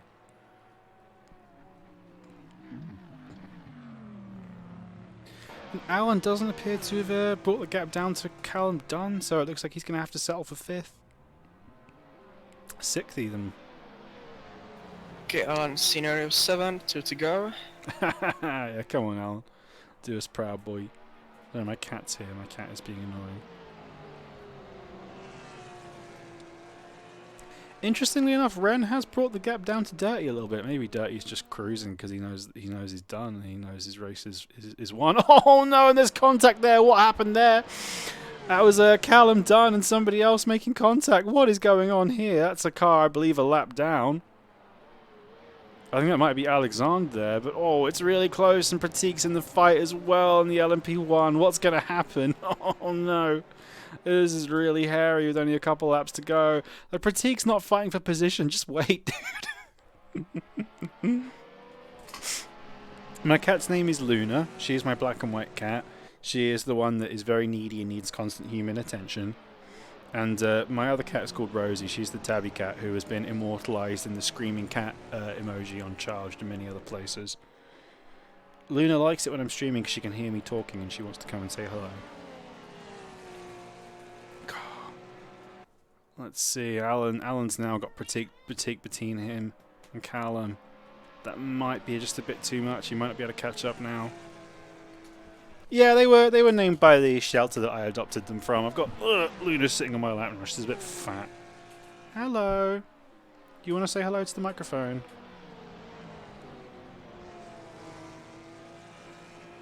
I don't know if you can hear, but she's purring. Come on, you big stupid cat. She is very needy. She's needs constant human attention. If she doesn't get human attention, she starts to cry. Don't you, Nugget? I imagine if we have that enjoyable race that we are talking about race and not about Jim's cats. Well, not much is happening in the race. Yeah, that's true. And my cat's sitting on my lap, so there we go. Yeah, I have 4 rabbits at home, or bunny, or how the hell is it called? It's my sister's. It's so annoying. I mean, Aww. it actually could have been a nice dinner, but they won't allow me to eat it. Oh, DK. I have to say, I do like rabbit. It's very delicious. Exactly. But not pets, not pets, not pets. It is not bad, man. And anyway, Alan is still can't close up to Callum Dunn. It looks like that's going to be it. Let's go and have a look. I wonder if Josh is going to finish this lap or start another one. He's coming up to the, I believe, no, that's turn 2, so Josh is going to be on his final lap. Or is he? No, that's the start-finish line. Is he going to make it? Is there going to be another lap? Is Josh going to slow down? He's slowing down! Josh is slowing down so he doesn't have to drive another lap. And Josh takes the victory. Nice. And congratulations to Josh Brooks. I will give you fanfare. I will give you fanfare. Congratulations. That was a very well-driven race. Josh was untouchable today. He drove brilliantly well. He managed his stints perfectly. His pace was impeccable. He didn't make a single mistake. Congratulations to Josh Brooks. That was a really, really fantastic race. And I believe Dirty is going to come and win in the GTE class. I believe he's already finished. Ren has already finished. And as you can see, they're always doing their customary mess at the end of the race. They'll crash into each other. So well done, Ren. You get my driver of the day. Excellent job. And oh my god, as everyone's coming through, there aren't any positions. My cat just jumped off me. There aren't any battles for position going on. I think it's pretty much Alan and Callum going, but I don't think anything's going to happen there. Callum's being held up though, but I don't think it's quite enough. So, as we get our results coming in, Josh Brooks wins LMP. What? Alan's going for it. What? What happened here? Has Colin run out of fuel? Alan's going for the line. What's going to happen? It's going to be so close. Oh, and Alan got it on the line. I don't believe it. I don't believe it. I don't believe it. Wow. Oh, Nice. What happened there? Wow-wee. You get all the emojis. okay. Wow, what a fantastic last little corner from Alan there. I'm glad we caught that.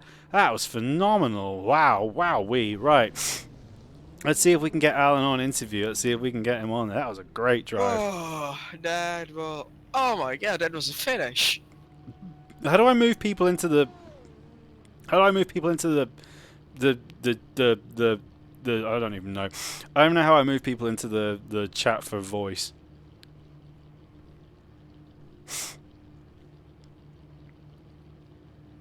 That was a spectacular little photo finish there from Alan and Callum Dunn. Let's see if Alan will pick up.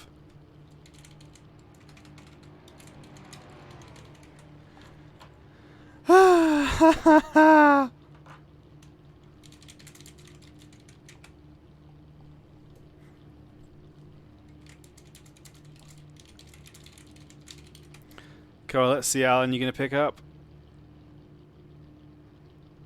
You there, Alan? Alan? Alan? Alan? We'll see. Hang on, I've lost the DK. Where is he?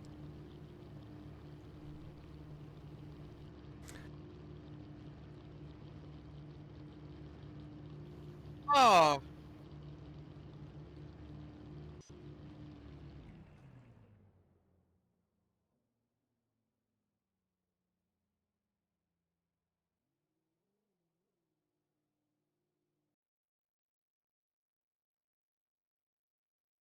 yeah, GG boys, GG.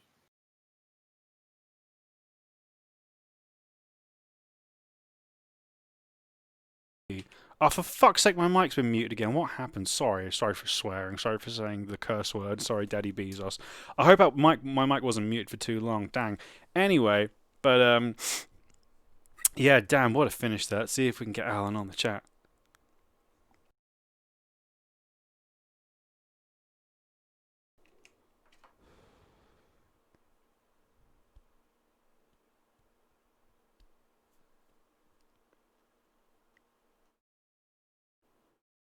I don't know how I invite people into the chat. What do I do? Oh, come on. I don't know how I invite people in. How I invite people in.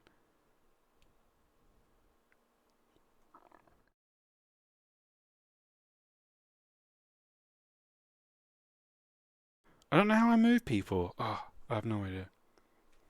Monitor is just fucking broken. It's been flickering since the start of. James It's is no, I that's have- so I have- sad. It's been Me, flickering for 2 hours. me. James, Ahora. me, Pratik, James. Pratik. Pratik and Josh and Ren. Oh my god, one at a time, one at a time. Sleepy. Everyone's joining. All right, okay, Yes. one at a time then. Who wants the first interview? Ren and I, Ren Me and and I. Zai. Me and Zai. This- Okay, go by, give me a second. All right, okay, so we'll talk to the Speedo boys. Zyf, what happened at the start, my guy? TLS happened. What? Who? What? Who do you think? Tell us. Yes. Yeah, it looked like it. What happened? We went on a.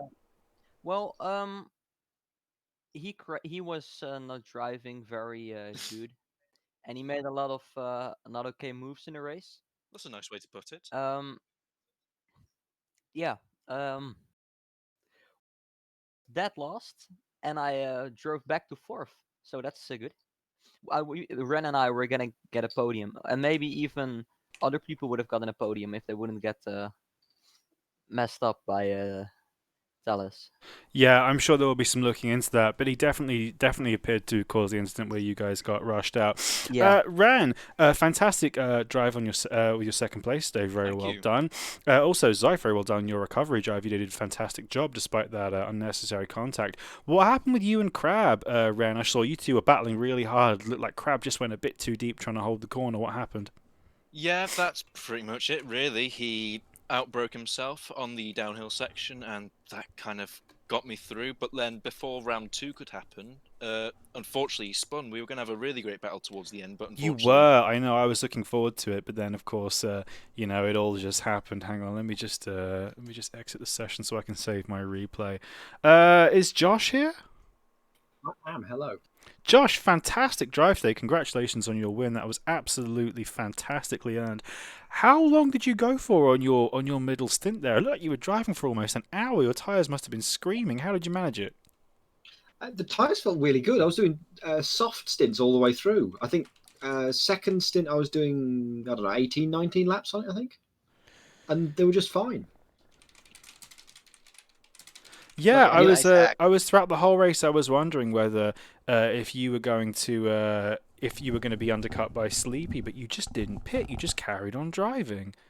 So congratulations, you didn't put a foot wrong today. You were really, really excellent. You were so good with managing your pace. That was definitely a well deserved win. Congratulations. I think there was a little Code Brown moment that hopefully you saw on the stream. But I did. I actually caught it, and I saw you caught it, and I was praising how well you caught it because that was fantastic. Definitely go clip that. Yeah, absolutely. Oh my god, yeah. Yeah. Well, fantastic race, Josh. Congratulations on your first win in AF2. Very well done. You're going to be very happy with that at the top of the grid. Right, Alan, that was fantastic drive to the line. What happened? And Callum, what happened? Did you run out of fuel? Callum went wide. Go on, Callum, you go. So we're battling at the last 2 laps about. I was about 1 second ahead of Alan, and then last turn I went a little bit too close to the grass, and then I clipped a bit, and then Alan clutched up at the end. Oh, yeah, it really was a photo finish. We were watching and screaming at it in the comms booth. It was really amazing how you two were so close. And I was watching you guys battling for a while, and I thought, oh no, I don't think Alan's going to get it. And then just off the line, oh, it's so unlucky. Well, you guys had a really good race, both you driving really hard. Alan, what happened with your strategy? You were in the pits every 5 minutes. What happened? Well, I got notified when I was on the grid that, oh, you're an interesting strategy with your super softs on. And I was like, oh, shit. No, you didn't. When I'd saved my race setup, I must have done it with super softs on. Oh, no. I checked the fuel and didn't check my tyres. So literally, I had super softs on. So I made an extra pit stop and still finished 5th. So what could have been? I know, I was so sad for you. I thought you could have really been in the fight for second place. That's a real shame. Never mind. I enjoyed it. It was a good race. Excellent. Well, I look forward to seeing you at the next. That fight at the end was just amazing. I spun, and that's why Callum caught me, and I did a half spin, and then Callum overtook me, and then the LMP ones were lapping, and then I was losing a bit of time there. And I was a little bit quicker than him here and there. And then I just saw him go wide on that last corner, and I just planted my foot in. I thought, I'm just going for it, and I just like, I'm gonna make it. And I was jumping up and down and screaming myself across the line. Oh, I bet you were. Yeah, definitely go look back at the stream. It was a fantastic little we'll watch last it all moment. again for sure. Oh, great race, guys! Really enjoyed Congratulations. it. Great track as well. If Charles is here, I got a message from Charles saying that you had a flickering monitor for the race. What happened? Minute 1, it's just started flickering the whole. Oh no! I don't know what it is. It stopped once I opened Discord. I suspect it has to do with G-Sync. I have no idea. I have to look into this. I've never had this before. Yeah, that's really bizarre. I have to say, now I have some context. I have to say, I was a bit critical of some of your driving today, so now I know that I probably owe you an apology. The monitor beside my driving for most part wasn't that great today. Yeah, made a lot of mistakes. Well, there's always next race to go and recover with it. I saw you and who was it you were battling with for almost? It was I was calling him I was calling him Mike Wazowski, but Matthias. You had a really great battle with Matthias. You guys were really going at it for a lot of the race. Yeah, also with Tommy for some bits, but I absolutely crashed after a few laps.